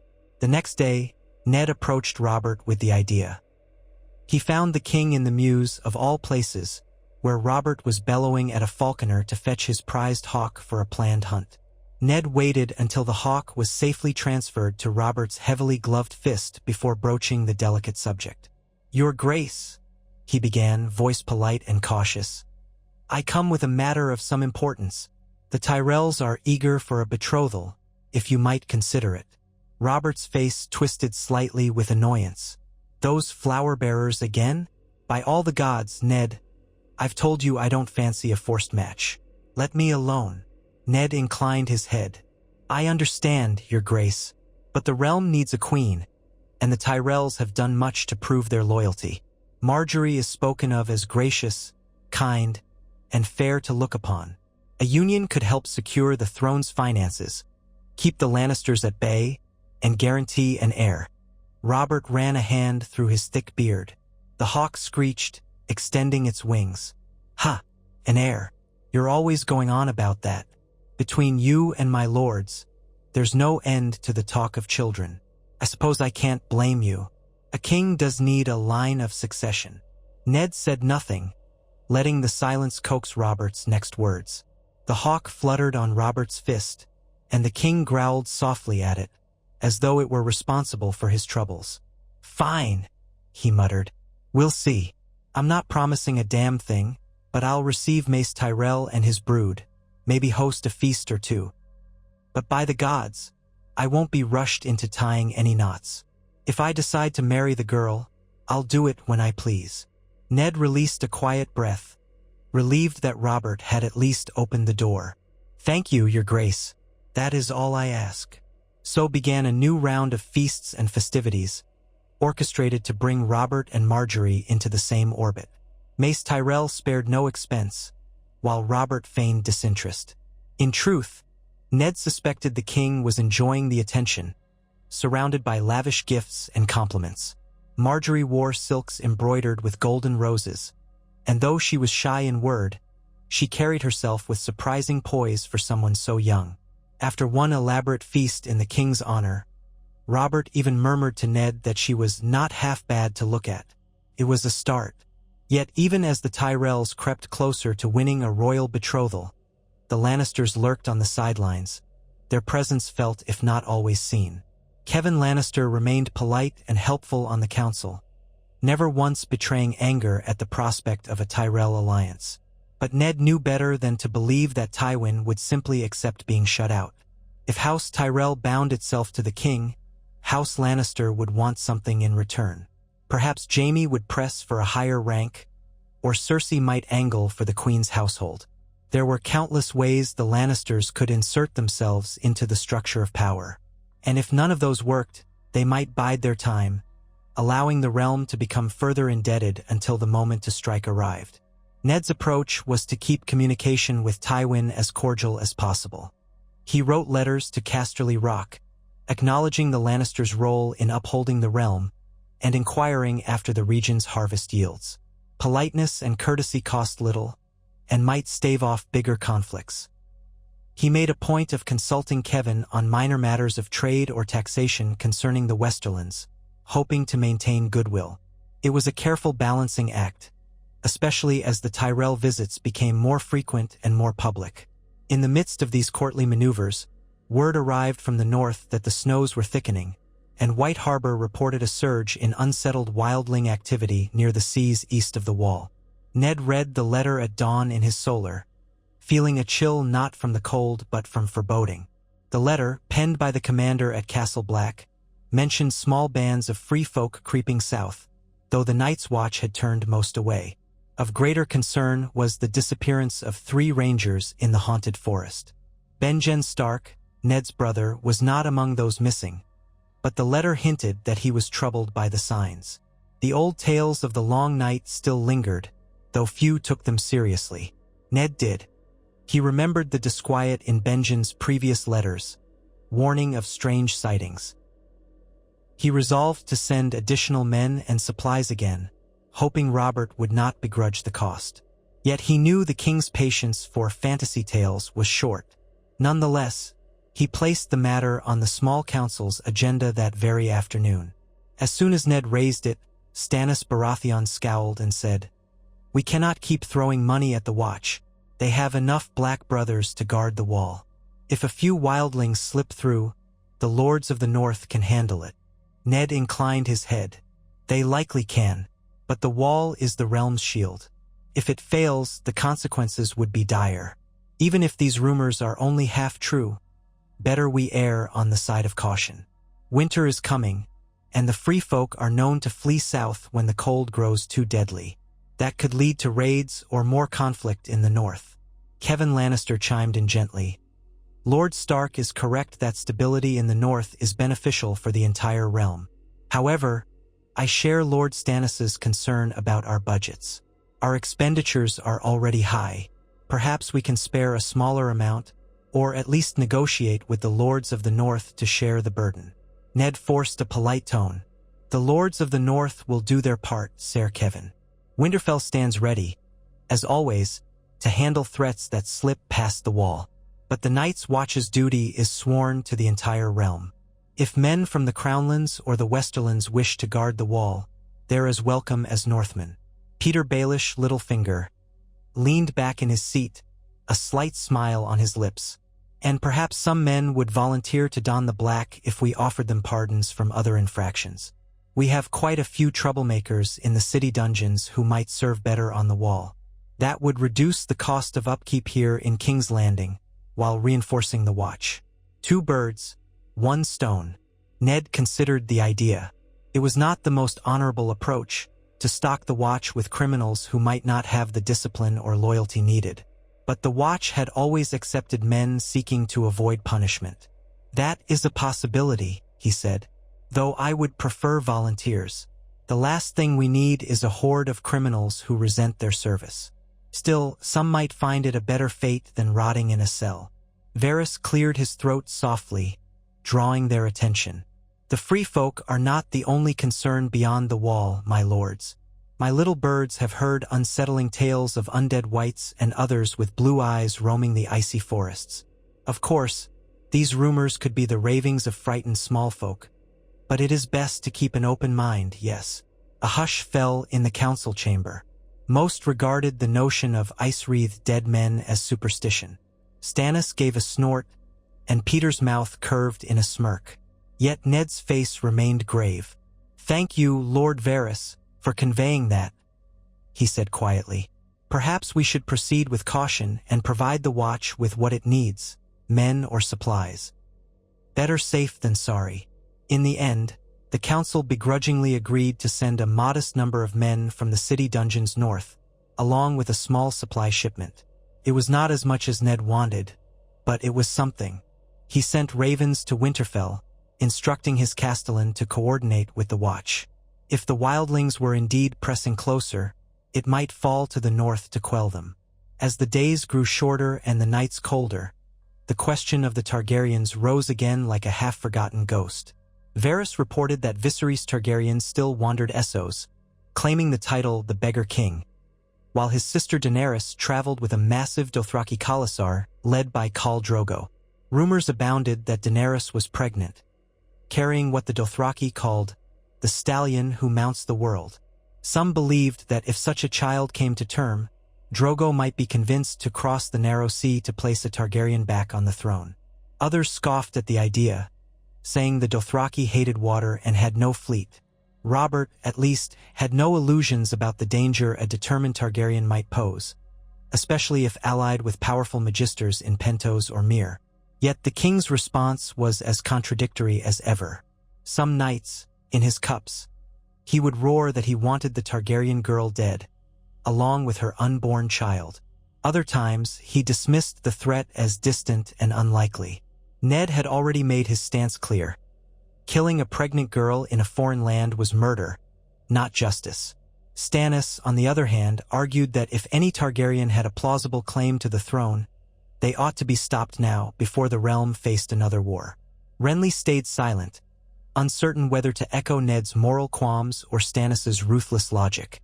Kevin Lannister mostly listened, making no definitive statements, perhaps waiting to see how the king would ultimately lean. As for Peter Baelish, he quietly pointed out that assassinations could be arranged cheaply if it guaranteed peace. It was a notion Ned despised. As winter's presence continued to loom, Robert found a new obsession: a grand midwinter hunt. He announced he would depart King's Landing for several weeks, traveling to the Kingswood with his favorite knights, a handful of lords, and enough provisions to embarrass any notion of frugality. The city's merchants grumbled at the cost. Courtiers envied the excitement of the chase. Ned, for his part, worried that leaving the capital for so long might encourage schemers to ply their trade in the king's absence. Yet Robert insisted, and so a caravan was planned. Ned was expected to join, at least for a time. To remind these knights what real steel looks like, Robert said with a grin.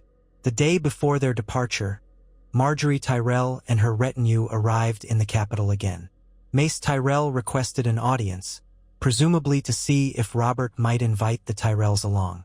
Robert, displaying unexpected tact, suggested that Margaery's presence in the cold forest might be unwise. "Wouldn't want you to freeze," he said with an uneasy attempt at a smile. "Stay here in the Red Keep, my lady, where you'll be comfortable. We'll have feasts when I return." Margaery curtsied and thanked him, offering well wishes for a successful hunt. Ned observed the exchange from the sidelines, noting the flicker of discontent in Mace's eyes. He would have preferred that his daughter stay in Robert's sight. Still, he was hardly in a position to refuse the king's instructions. At dawn the next day, the hunting party set forth, a parade of horses and wagons leaving through the city gates. Robert rode at the front, wearing a thick fur cloak. Ned followed a few paces behind, accompanied by Jorah Mormont, who had distinguished himself during the Greyjoy Rebellion and found favor enough to remain at court. Ser Barristan Selmy rode with them as well, the old knight unflappable despite the cold. The group cut through the Kingswood, a forest of ancient oaks and evergreens. Occasionally, Ned saw a light dusting of snow beneath the canopy, a reminder that real winter was creeping southward. They established a temporary camp on a rise overlooking a small stream. Robert ordered his tents pitched with the skill of men who had been soldiers on campaign. Fires crackled, warding off the chill. Over the next week, the king indulged his passion for the hunt, riding out at dawn to chase boar, deer, or anything else that stirred in the underbrush. The forest rang with the baying of hounds and the shouts of huntsmen. Ned accompanied the king for several days, wearing layered woolens under his boiled leather. He had been a capable huntsman in the north, though he lacked Robert's fervor for the sport. Still, it was a relief to be out of the city, breathing crisp forest air. One evening, as they sat around the fire, Robert guzzled wine from a flagon and slapped Ned on the shoulder. "By the gods, this is what I've missed," None of that blasted council talk. None of those scheming courtiers. Just men, horses, and the wild. Don't you love it, Ned? Ned managed a small smile. It reminds me of home, in a way, though I'd rather be hunting near Winterfell. The forests there are quieter, and the game can be fierce. Robert chuckled. Then we'll go to the north one day, and I'll show your direwolves who's king of the hunt. He drained more wine, then belched loudly, causing some of the knights around them to chuckle. Ned felt a wave of concern at Robert's inebriation. The king was not slurring yet, but his face was flushed, and he had a habit of continuing to drink until he could barely stand. "Perhaps we should rest soon, Your Grace," Ned said carefully. "We'll want an early start tomorrow." Robert shrugged. "You sound like my mother, Ned," he said, but with no real venom in his voice. "Fine, I'll rest, but by the gods, we'll ride again at dawn. I've heard there's a monstrous boar in these woods, big as an aurochs. I aim to find the beast." The next morning, Robert rose later than he intended, still groggy from the night's revels. The rest of the hunting party waited, checking their gear and saddling horses. Ned was uneasy, for the huntsman spoke again of that giant boar. Sometimes such tales were exaggerated. Sometimes they were not. He reminded Robert to stay cautious, to rely on his knights. Robert laughed it off and mounted a sturdy courser, brandishing his spear. The hounds set off, sniffing the ground for tracks. They rode deeper into the forest, the canopy swallowing them in dim light. The morning chill gave Ned gooseflesh on his arms. Hoarfrost clung to branches, and the path was slippery with wet leaves. Robert, reveling in the excitement, led the way, urging the hounds to pick up the boar's scent. Eventually, they found traces, torn ground, a musky smell, and fresh droppings. The huntsman fanned out, forming a half-circle around the area where the boar likely lurked. Ned's heart thumped a bit faster. He hated the sense of an ambush in the thick woods, the boar somewhere in the undergrowth, waiting with razor-sharp tusks. A hound barked, then yelped in alarm. The boar burst out of a nearby thicket, huge and furious, with coarse dark hide caked in mud and bristles. It charged toward one of the knights, who yelled in surprise. Robert gave a feral grin, spurred his horse, and threw his spear. The weapon lodged in the boar's flank, but did not strike deep enough to kill. The beast roared and swerved, turning with shocking speed toward Robert's horse. Ned tried to maneuver in time, but the undergrowth was thick, blocking a quick approach. Robert, cursing, tried to draw a second spear from one of the huntsmen, who rushed forward. The boar collided with Robert's horse, causing it to rear. In the confusion, Robert was thrown from the saddle, landing heavily on the damp ground. The boar, wounded and maddened, slashed with its tusks. A scream tore from Robert's throat as the tusk ripped into his side, breaching the boiled leather. The huntsman descended in a rush, shouting and jabbing with spears. The boar was finally dispatched in a flurry of blows, but the damage was done. Ned jumped from his own horse, heart pounding. "Robert!"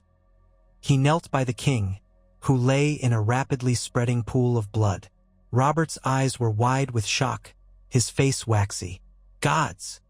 Ned breathed. "Call the maesters." Ser Barristan Selmy was already beside them, barking orders at a squire to ride for the maester's tent. Robert tried to speak, but blood bubbled at his lips. Ned pressed a hand to the wound, trying to staunch the flow, but it was deep, too deep. The boar had practically disemboweled him. "Ned," Robert gasped, eyes flickering. "Damned pig." The huntsman carried him back toward camp, with Ned and Barristan holding him upright. The king's breath came in ragged bursts. By the time they reached camp, Maester Cresson, brought along from the Red Keep, hurried out to tend him. He ushered them into Robert's tent, cleared everyone except Ned and Barristan, and set to work with hot water, bandages, and an array of tinctures. Ned clung to the faint hope that Robert's legendary constitution might spare him, but the more he saw of the maester's drawn face, the more his hopes evaporated. Robert drifted in and out of consciousness. At times, he screamed in agony, At other times, he croaked deliriously, speaking of the trident and how he had crushed Rhaegar. After a few hours, the screams subsided, replaced by a feverish stupor. Ned looked at Maester Cresson with hollow eyes, and the old man's expression was grave. "There is little more I can do," he said quietly. "The tusk tore him open. Even if we seal the wound, the damage inside is too great. If the fever takes him, he will not last the night." Barristan Selmy's face was etched with sorrow. "Then we must prepare for the worst." Ned inhaled shakily, the implications cascading through his mind. Robert, the king of the Seven Kingdoms, lay dying. There was no clear heir. War might break out the moment his death was announced. Or would Stannis step forward as the rightful next in line? Renly might make a claim, or the Tyrells might push a betrothal with Marjorie to secure their hold. And what of the Lannisters? Gods, Tywin Lannister would sense an opportunity. For hours, Ned knelt at Robert's side, listening as the king mumbled half-formed sentences. In one brief, lucid moment, Robert clutched Ned's wrist with surprising strength. "Ned," he rasped, "promise me you'll keep the realm together. Don't let it fall apart. Name Stannis king. If there's no child, he's next in line. Rightful. Keep peace." Ned bowed his head, tears burning in his eyes. "I promise." Robert gave a final faint smile, squeezed Ned's hand, and slipped back into delirium. A few more hours passed in tortured stillness. Outside the tent, the camp was silent but for muffled weeping from the king's squires and the hush of knights who realized their king was dying. At last, near midnight, the final breath rattled from Robert's throat. His eyes stared blankly at the tent roof, and his chest no longer rose. King Robert Baratheon, the usurper, the warrior of the trident, was dead. Ned sat back, feeling numb. Barristan Selmy bowed his head and mumbled a prayer to the Seven. Maester Cresson gently closed Robert's eyes and turned to Ned. "My lord, the realm needs leadership. We should send word to King's Landing immediately." Ned nodded, swallowing hard. He looked down at Robert's pale face, remembering the man who had been his friend and brother in arms, who had loved to laugh and fight and feast. That man was gone, and in his place was only a lifeless husk. "Prepare his body," Ned said softly. "We must see him returned to the capital for a royal pyre, or a tomb in the great September." Barristan gently placed a hand on Ned's shoulder. "I, Lord Stark." Outside the tent, the camp was hushed, the men waiting for word. Ned emerged, his face grim. "The king is gone," he said, voice thick with grief. A collective moan of sorrow rippled through the knights and squires. Some fell to their knees. Jorah Mormont stepped forward, eyes lowered. "What now, Lord Stark?" Ned lifted his gaze to the stark winter sky. "We carry out his final wishes. We must proclaim the next rightful king." Robert said it should be Stannis, by rights of law and blood. He paused, aware that not all in the crowd would welcome that. Renly was more popular, more affable. But the law was clear. Stannis was elder to Renly, and Robert had no legitimate children. "We return to King's Landing and make the succession plain," he finished. "That is our duty." A low rumble of uncertain voices followed. Some knights muttered that Renly might do better as king, that Stannis was too stern and unloved by the masses. Others simply bowed their heads, deferring to Ned's authority as protector of the realm. In that moment, Ned realized with a jolt how precarious it all was. He had vowed to keep the kingdom together. Now, with Robert dead and no direct heir, the realm might splinter unless he acted swiftly. He wasted no time. By torchlight, he wrote letters to the small council, informing them of Robert's death and of the king's final words naming Stannis as his successor. He entrusted these letters to fast riders, instructing them to bear the message to the Red Keep. He also sent a raven from the nearest rookery. Then he prepared the king's body for travel. They wrapped Robert in linen and furs, placing him on a makeshift litter. The boar that had slain him lay butchered nearby, a grim testament to the king's final triumph and failure combined. They set out at dawn, a somber procession heading back toward the city. The weather turned harsher, as if nature itself mourned. A bleak wind blew through the kingswood, stripping leaves from branches. Snow flurries cut sideways across the path. Ned rode at the front, leading the way. Ser Barristan, Jorah Mormont, and the rest followed, escorting the fallen king and the standard of House Baratheon, its golden stag on a black field, flapping in the wind.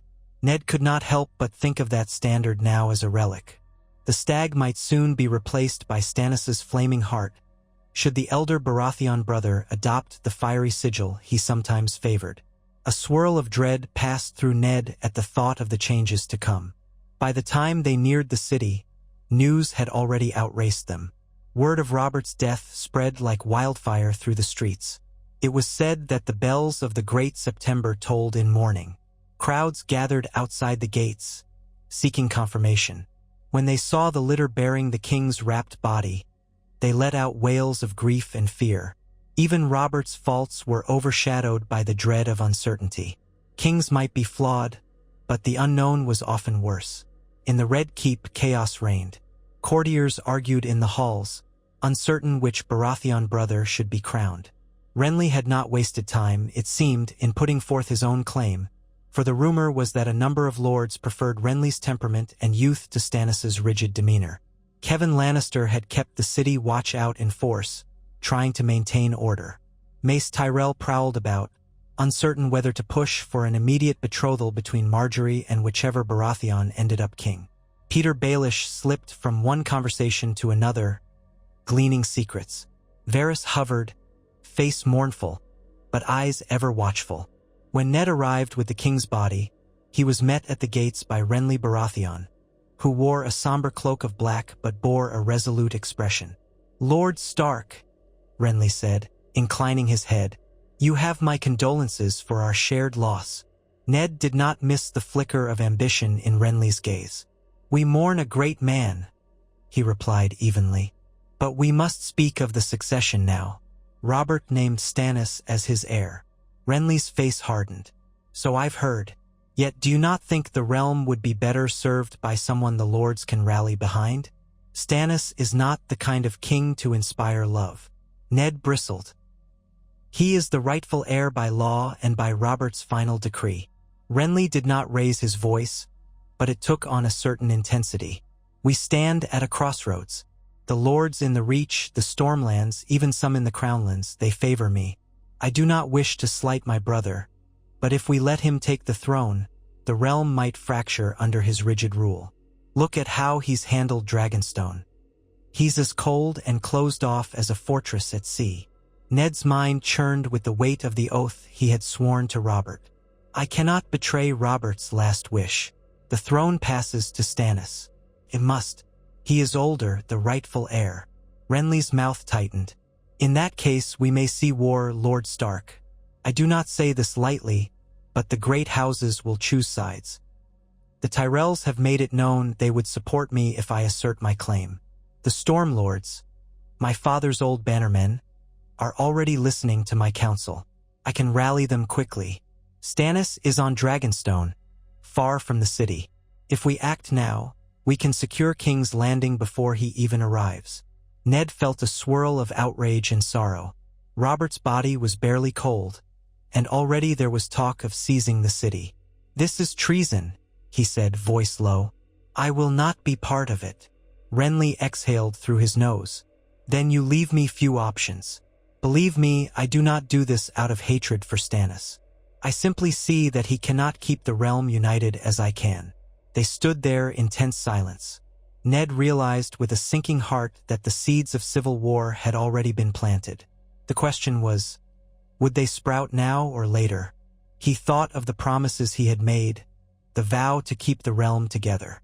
If Stannis pressed his claim and Renly pressed his, the Seven Kingdoms might burn. Before Ned could respond, Kevan Lannister approached, wearing the formal attire of the King's Guard commander. Perhaps not officially, but he seemed to have taken on a protective role for the city. "My lords," Kevan said, inclining his head, "let us not quarrel in the open.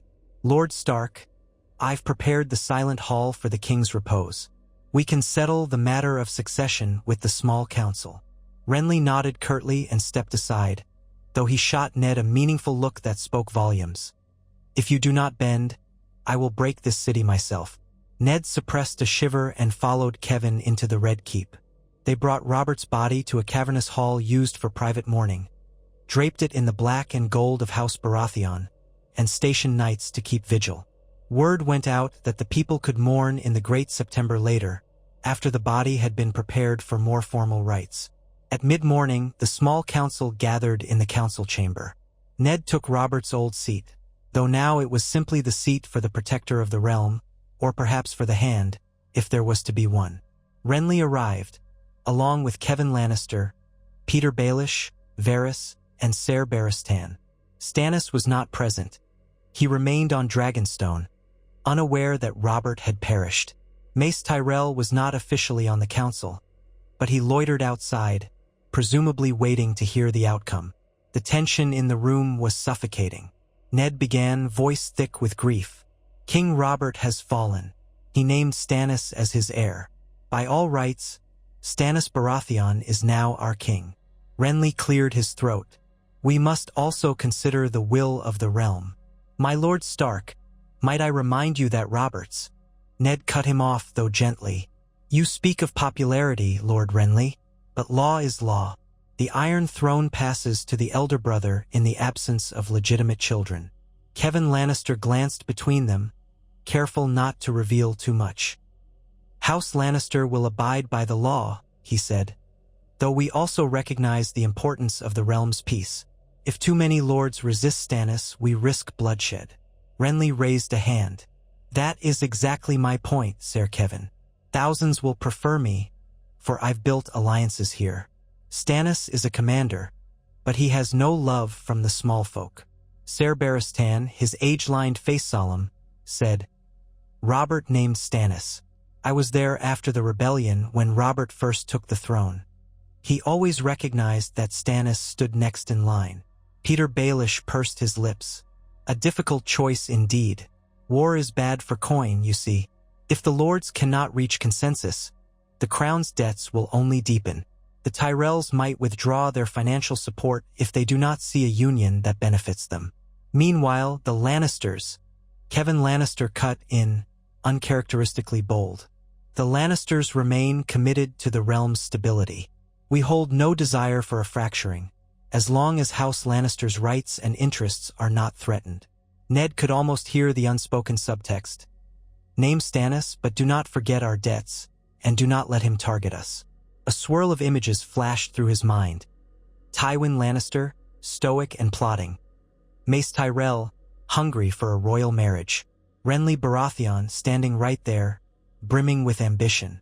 Stannis on Dragonstone, unaware that his crown was being debated.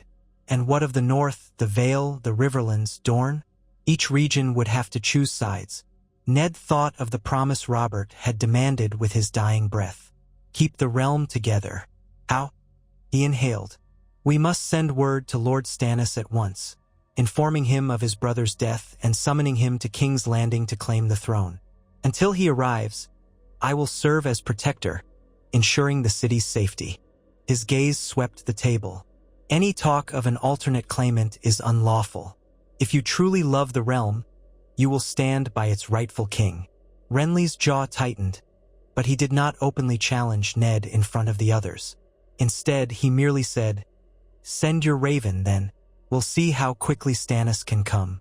If the realm descends into chaos before he arrives, do not blame me. The meeting concluded with an uneasy consensus. Ned would send an official summons to Dragonstone. The City Watch would remain on high alert. The mourning period for Robert would begin immediately, culminating in a royal funeral in the Great September. All the while, Renly's presence threatened to overshadow the city, for many knights and lords openly favored him. Ned could see the seeds of a fresh war sprouting. In the days that followed, Ned worked tirelessly to maintain order. He doubled the City Watch, assigned Ser Barristan to oversee palace security, and tried to placate Mace Tyrell with promises that Stannis might yet entertain a match with Marjorie. That did little to soothe the Tyrells, who clearly preferred Renly. Kevin Lannister, to Ned's relief, offered cooperation, so long as the crown recognized existing Lannister debts. Baelish flitted about, whispering that Ned might do well to consider a compromise, maybe urging Stannis to wed Marjorie as soon as he was crowned, or forging a separate alliance with the Tyrells that included a seat on the council. If that was the price to keep the realm together, Ned would pay it. The funeral rites for Robert drew crowds from across the city. The Great September was draped in black banners with the stag sigil. Robert's body lay in state, so that the people could pass by and pay respects to their fallen king. He looked oddly peaceful in death, though the morticians had used scented oils and flowers to mask the boar's wound. Outside, thousands of small folk lit candles and wept openly, remembering the jovial king who had once won their hearts with his laughter and generosity. Despite all his flaws, Robert Baratheon had been loved in a way Stannis never would be. Ned stood vigil for hours, remembering their shared boyhood at the Eyrie, the battlefields they'd crossed, the victories and sorrows. It was a grim ache to realize that the friend he had once known had died on a boar's tusk, not on some grand battlefield, not at the hand of an enemy king, but in a hunt that was supposed to be a moment of carefree joy. On the second day of the vigil, a new wave of tension erupted. Renly vanished from the Red Keep, along with several of his closest knights and allies. Whispers claimed he had left the city under cover of darkness, bound either for Storm's End or Highgarden. That same morning, Mace Tyrell also departed, taking Marjorie with him. Rumors spread that they were forging an alliance, that Renly might raise his banners and crown himself king in the south. When Ned heard this, he felt a chill run through him. He had urged Renly to uphold Stannis' claim, but Renly's disappearance implied he intended to do no such thing. War felt closer than ever. Days turned into a harrowing blur of urgent messages. Lords from the Reach and the Stormlands were rallying to Renly's banner.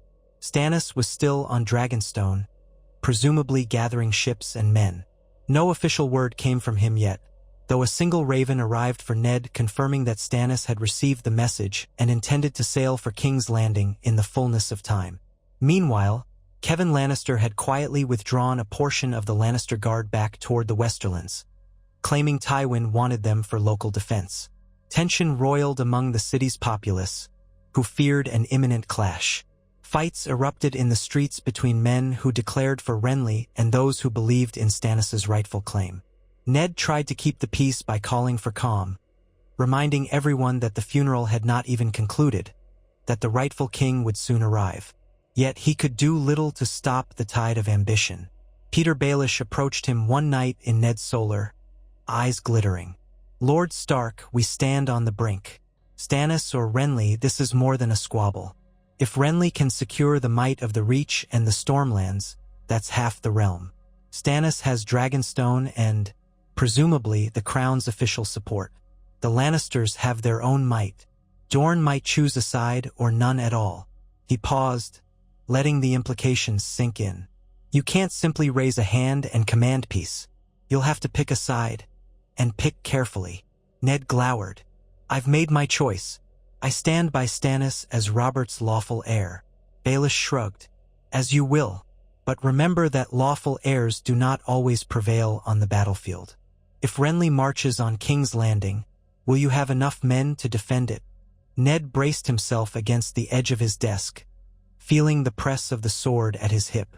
"We have the city watch, the royal garrison, and any loyal lords who remain. If it comes to battle, we will do our duty." Baelish's smile was thin. "Duty is a fine word, my lord, but it won't shield you from a lance. Perhaps you might consider a compromise. Offer Renly a position as the king's hand if he will forswear his claim and bend the knee to Stannis." "Would he accept?" Ned asked, doubt heavy in his voice. "It depends on whether he'd rather be a living lord or a dead pretender." Baelish's eyes flickered. "I can find out if you like. I have ways of sending messages discreetly." Ned considered the idea. A single stroke of compromise might avert war. Yet he had little faith that Renly would yield, not when the Tyrells backed him so strongly. Still, if it cost him nothing to try, it might be worth one last effort. "Do it," Ned said at last. "Send a message. Offer him the handship under King Stannis, plus a royal marriage for him or his chosen allies if that's what it takes. Better a compromise than bloodshed. Baelish bowed, lips curving in an enigmatic smile. As you command, Lord Protector. Let us hope the olive branch is accepted. Meanwhile, the funeral rites for Robert concluded. His body was entombed beneath the Great September, alongside the remains of Targaryen kings and queens that had once filled those vaults. Black banners fluttered in the chill wind as nobles and commoners alike gathered to pay final homage. A hush fell over the city when the bells tolled for the last time in Robert's name. Ned prayed silently, kneeling, remembering all the times they had laughed together, all the battles they had shared. He prayed for guidance, for he felt he was about to lead the realm into a vortex of conflict unless some miracle intervened. Days later, ravens arrived from the Stormlands confirming that Renly had indeed declared himself king of the Seven Kingdoms. Mace Tyrell had pledged the Reach to his cause, and banners were assembling at Bitterbridge and along the Rose Road. Stannis' silence continued, though rumors claimed he was building a fleet at Dragonstone, forging alliances with lords who had grown disaffected under Robert's reign. Ned could sense the knives being sharpened in every corner of Westeros. The question was not if war would come, but when and how it would erupt. In King's Landing, supplies were stockpiled in case of siege. The City Watch drilled every morning on the tourney grounds, their new steel glinting in the pale sun. Street orators argued over whether Renly or Stannis was the rightful king. Some bolder ones dared whisper that maybe the realm would be better off accepting a Targaryen restoration, but that talk was quickly silenced by watchmen. The mood in the city was anxious, the tension tangible. Markets saw prices of grain and meat begin to climb as merchants anticipated disruption to trade routes. One bright spot arrived in the form of a raven from the wall, where Benjen Stark had written to say that the rangers who'd gone missing had been found, dead and strangely preserved, but no open sign of whites or White Walkers. It was a grim discovery, yet it also provided some relief, as it meant there was no direct evidence of an otherworldly threat. The Night's Watch would remain vigilant, but the immediate fears of an invasion from beyond the wall subsided slightly.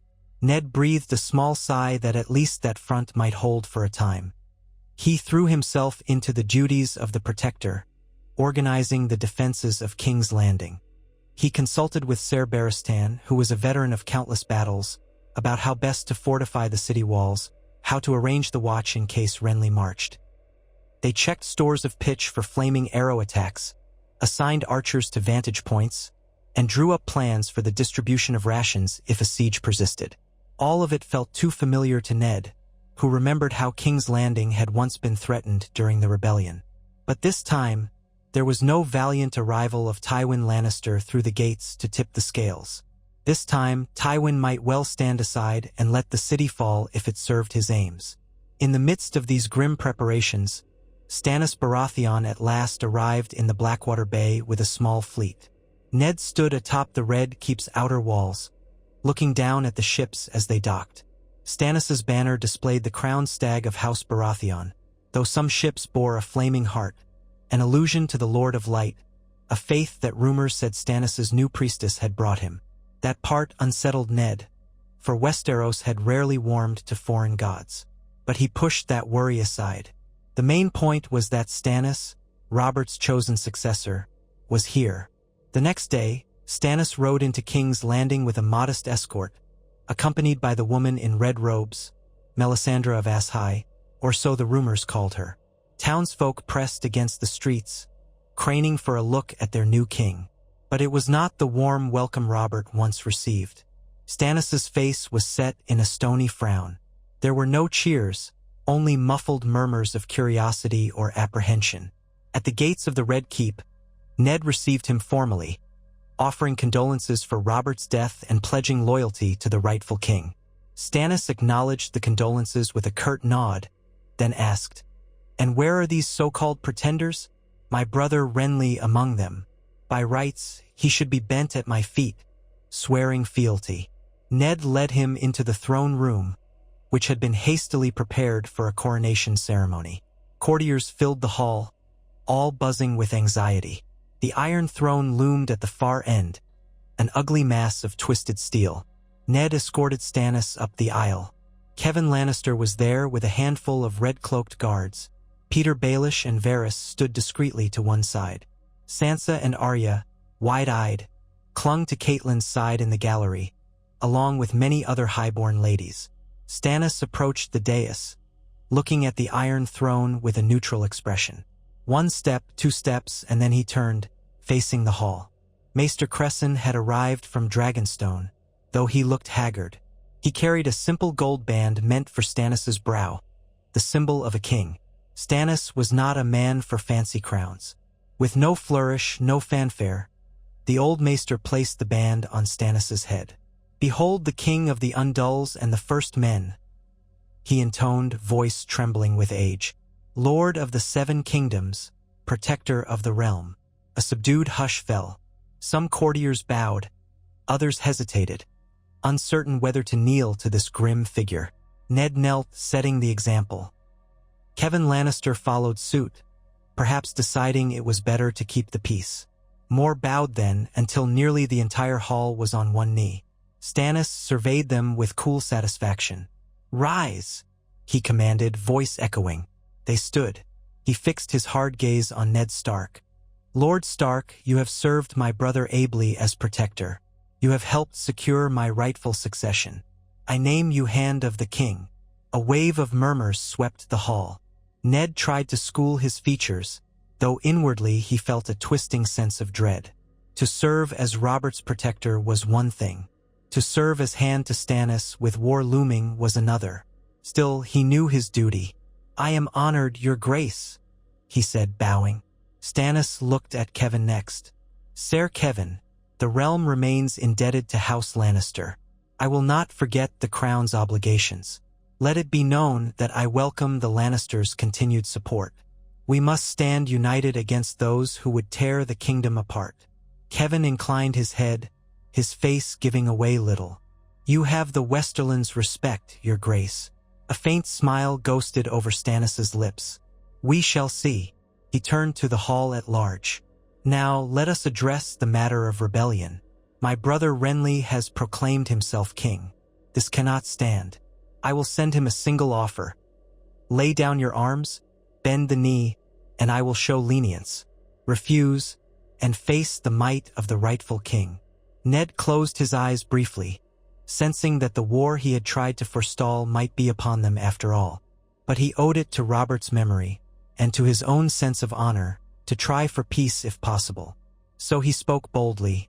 "Your grace, if I may advise, it might be wise to open a channel of negotiation. We have envoys who can speak with Lord Renly and Lord Tyrell, perhaps forge a settlement that avoids bloodshed." Stannis's jaw clenched. "Renly names himself king. There is no settlement with traitors who spurn the law of inheritance. Yet I am no monster.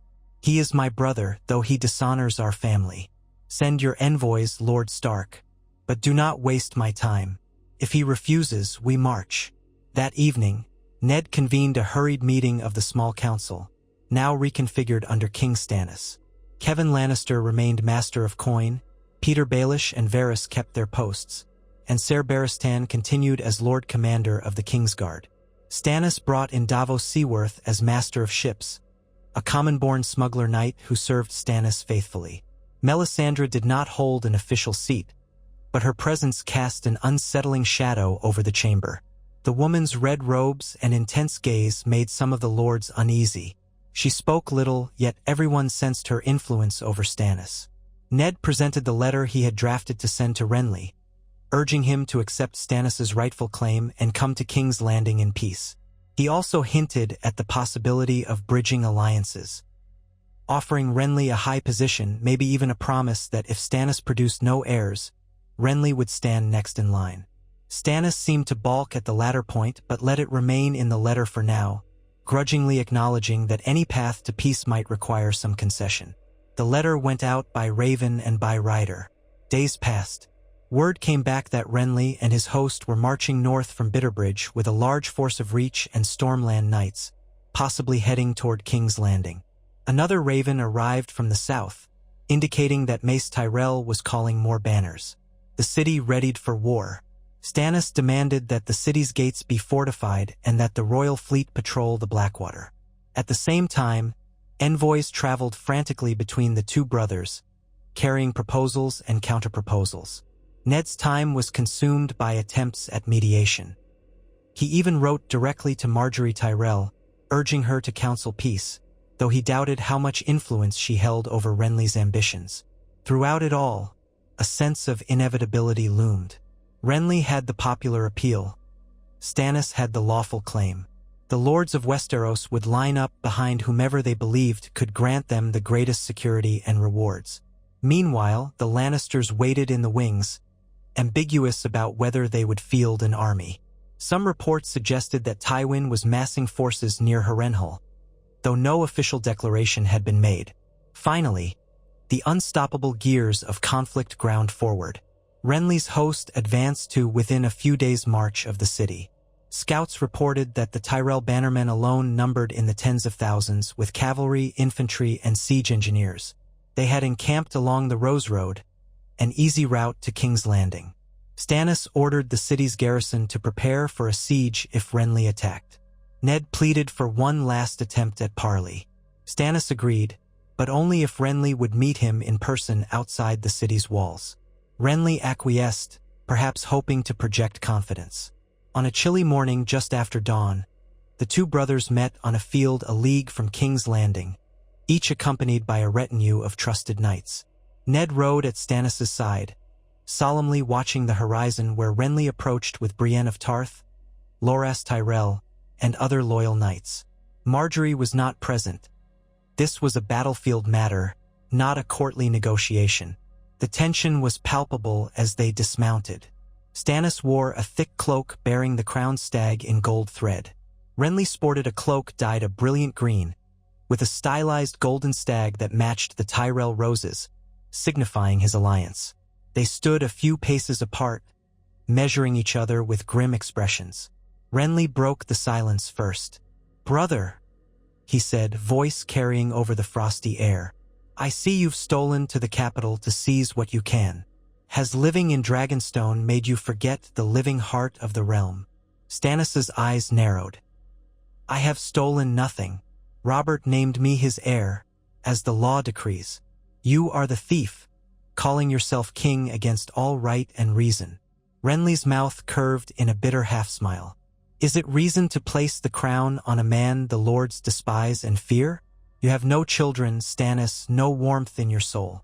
The realm will never flourish under your rule." Stannis bristled, fists curling. "It shall flourish under justice. I do not need false smiles and pandering. I need loyalty, and I will have it." Ned, taking a breath, stepped forward to interject. "My lords, please, for the sake of your shared blood and the realm, can we not find a path without swords? King Stannis, you have the rightful claim. Lord Renly, you have the hearts of many lords. Could you not stand together?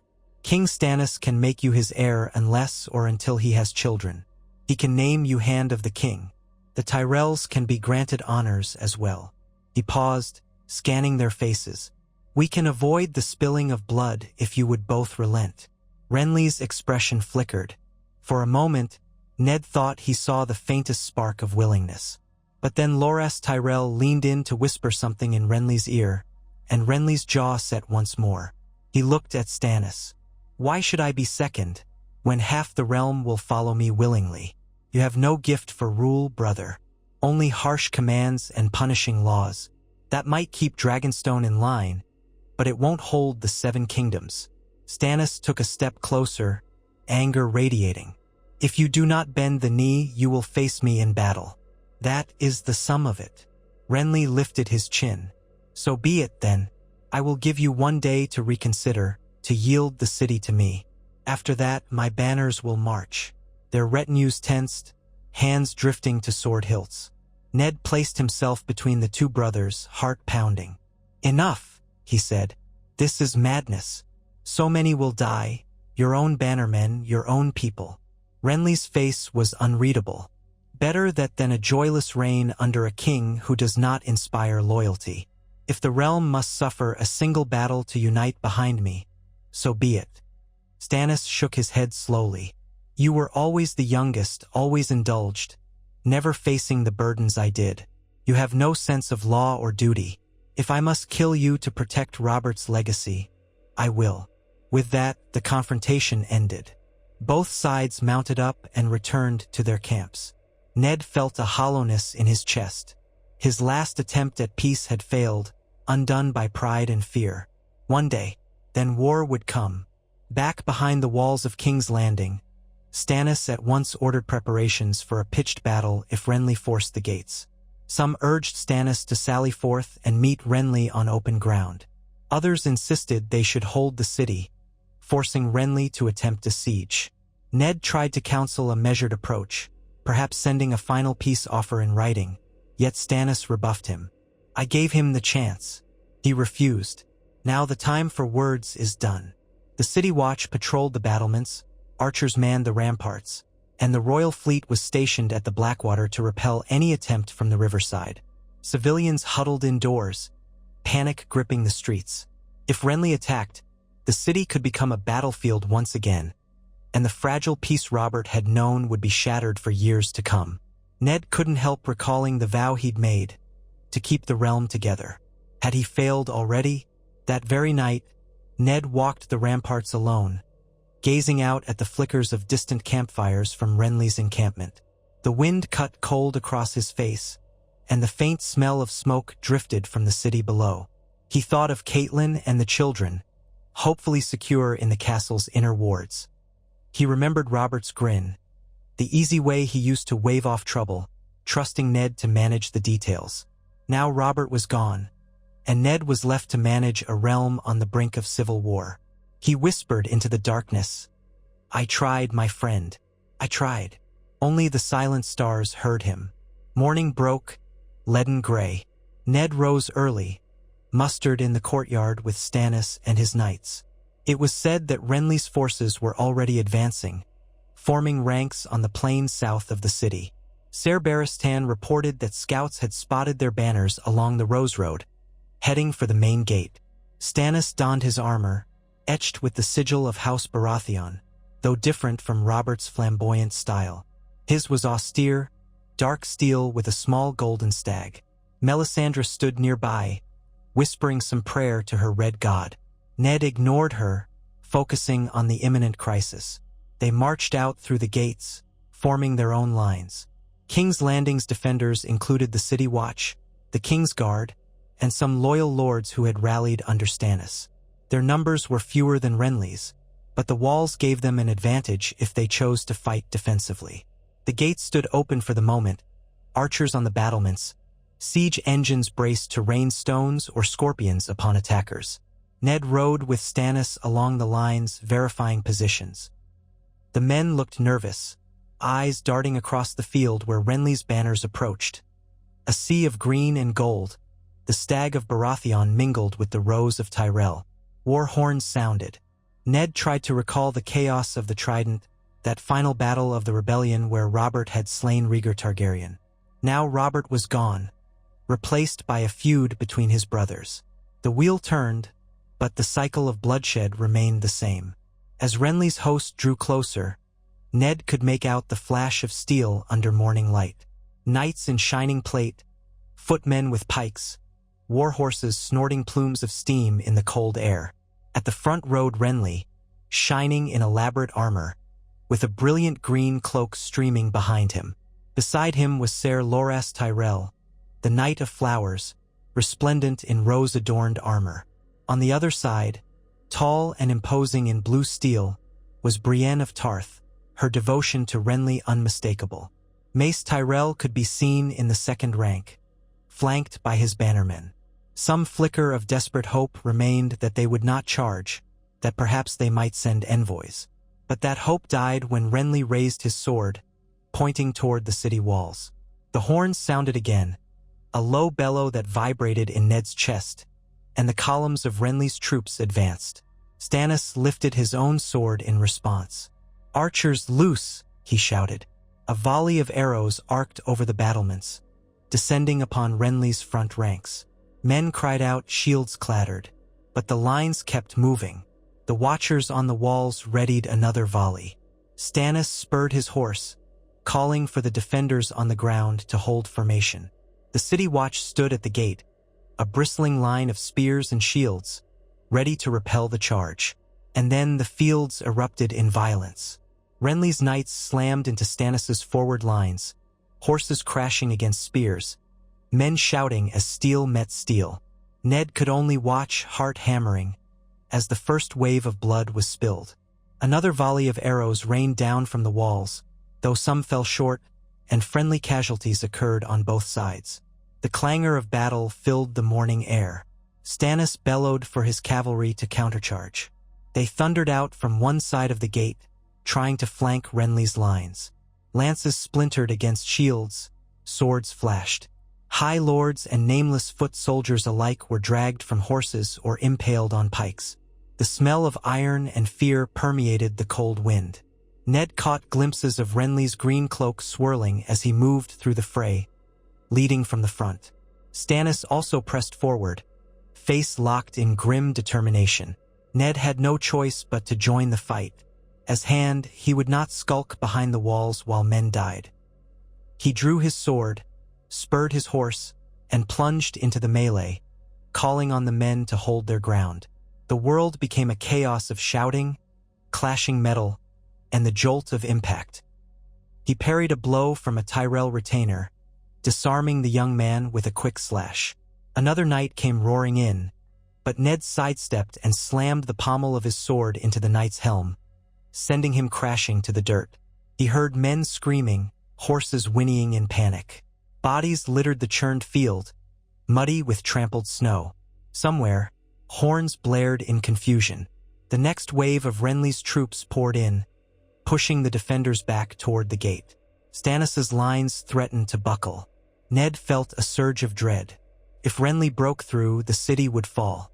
He slashed at another attacker, grappling in close. His sword bit into the man's side. The soldier collapsed with a cry, leaving Ned spattered with blood. Moments blurred into minutes, an eternity of brutal fighting. Stannis's cavalry made a desperate push, reversing the momentum.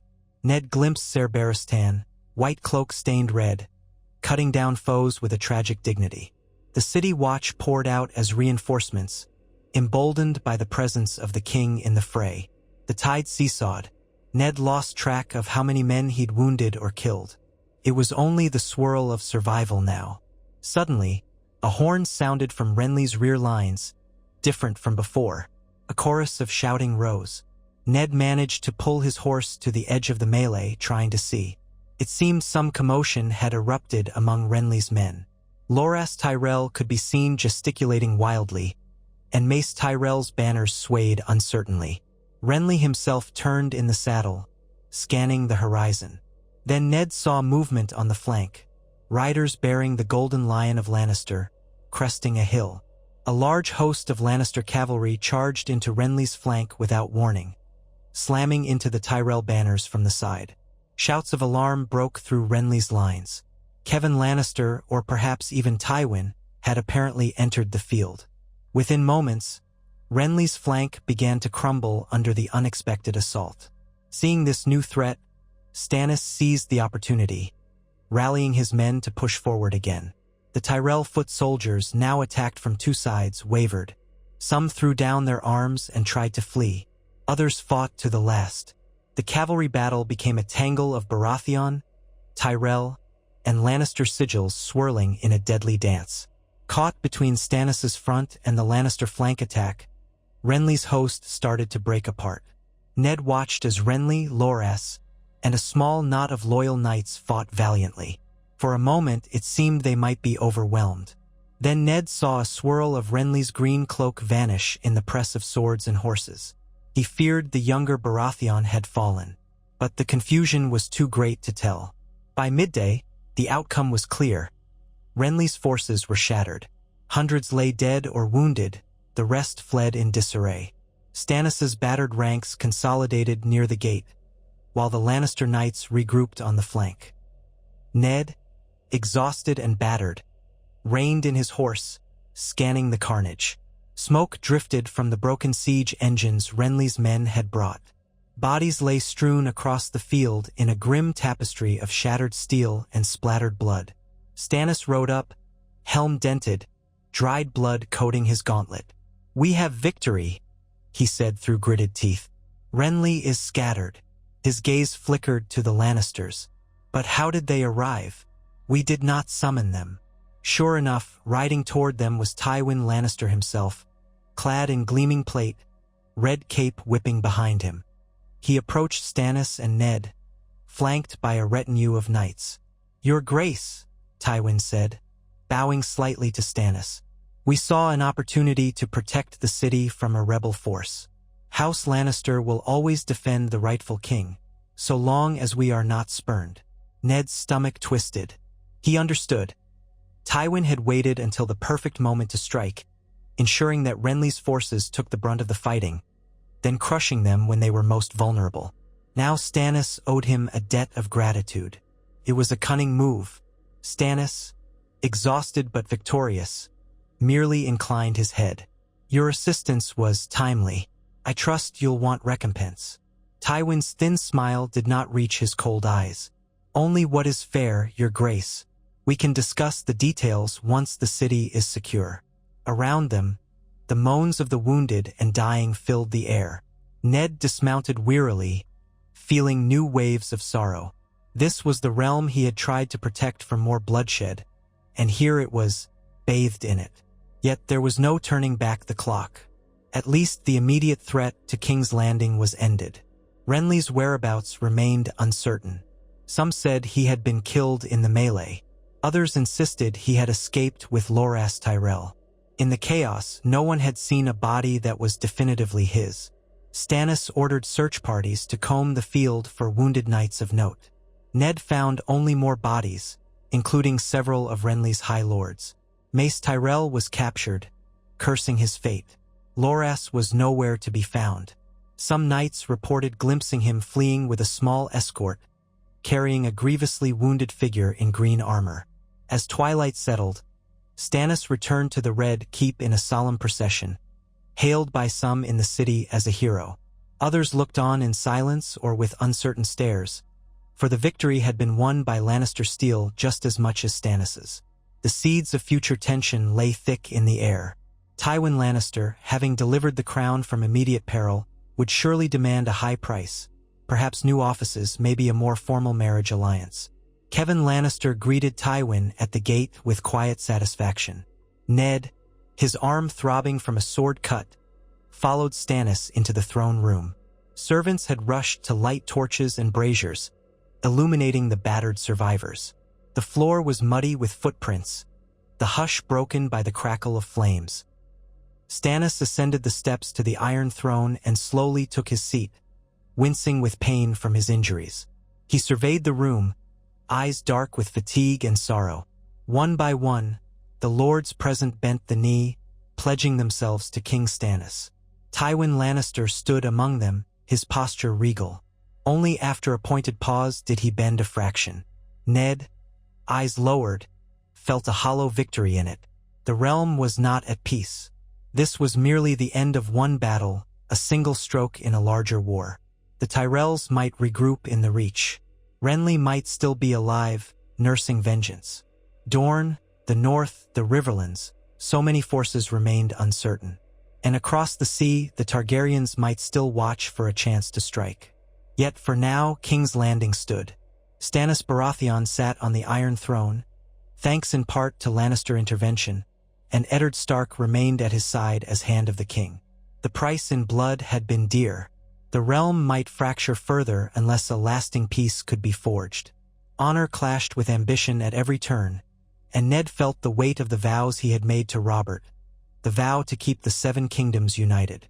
He had kept the city from falling to Renly, but the cost was staggering. Was it truly unity if half the realm now seethed with resentment?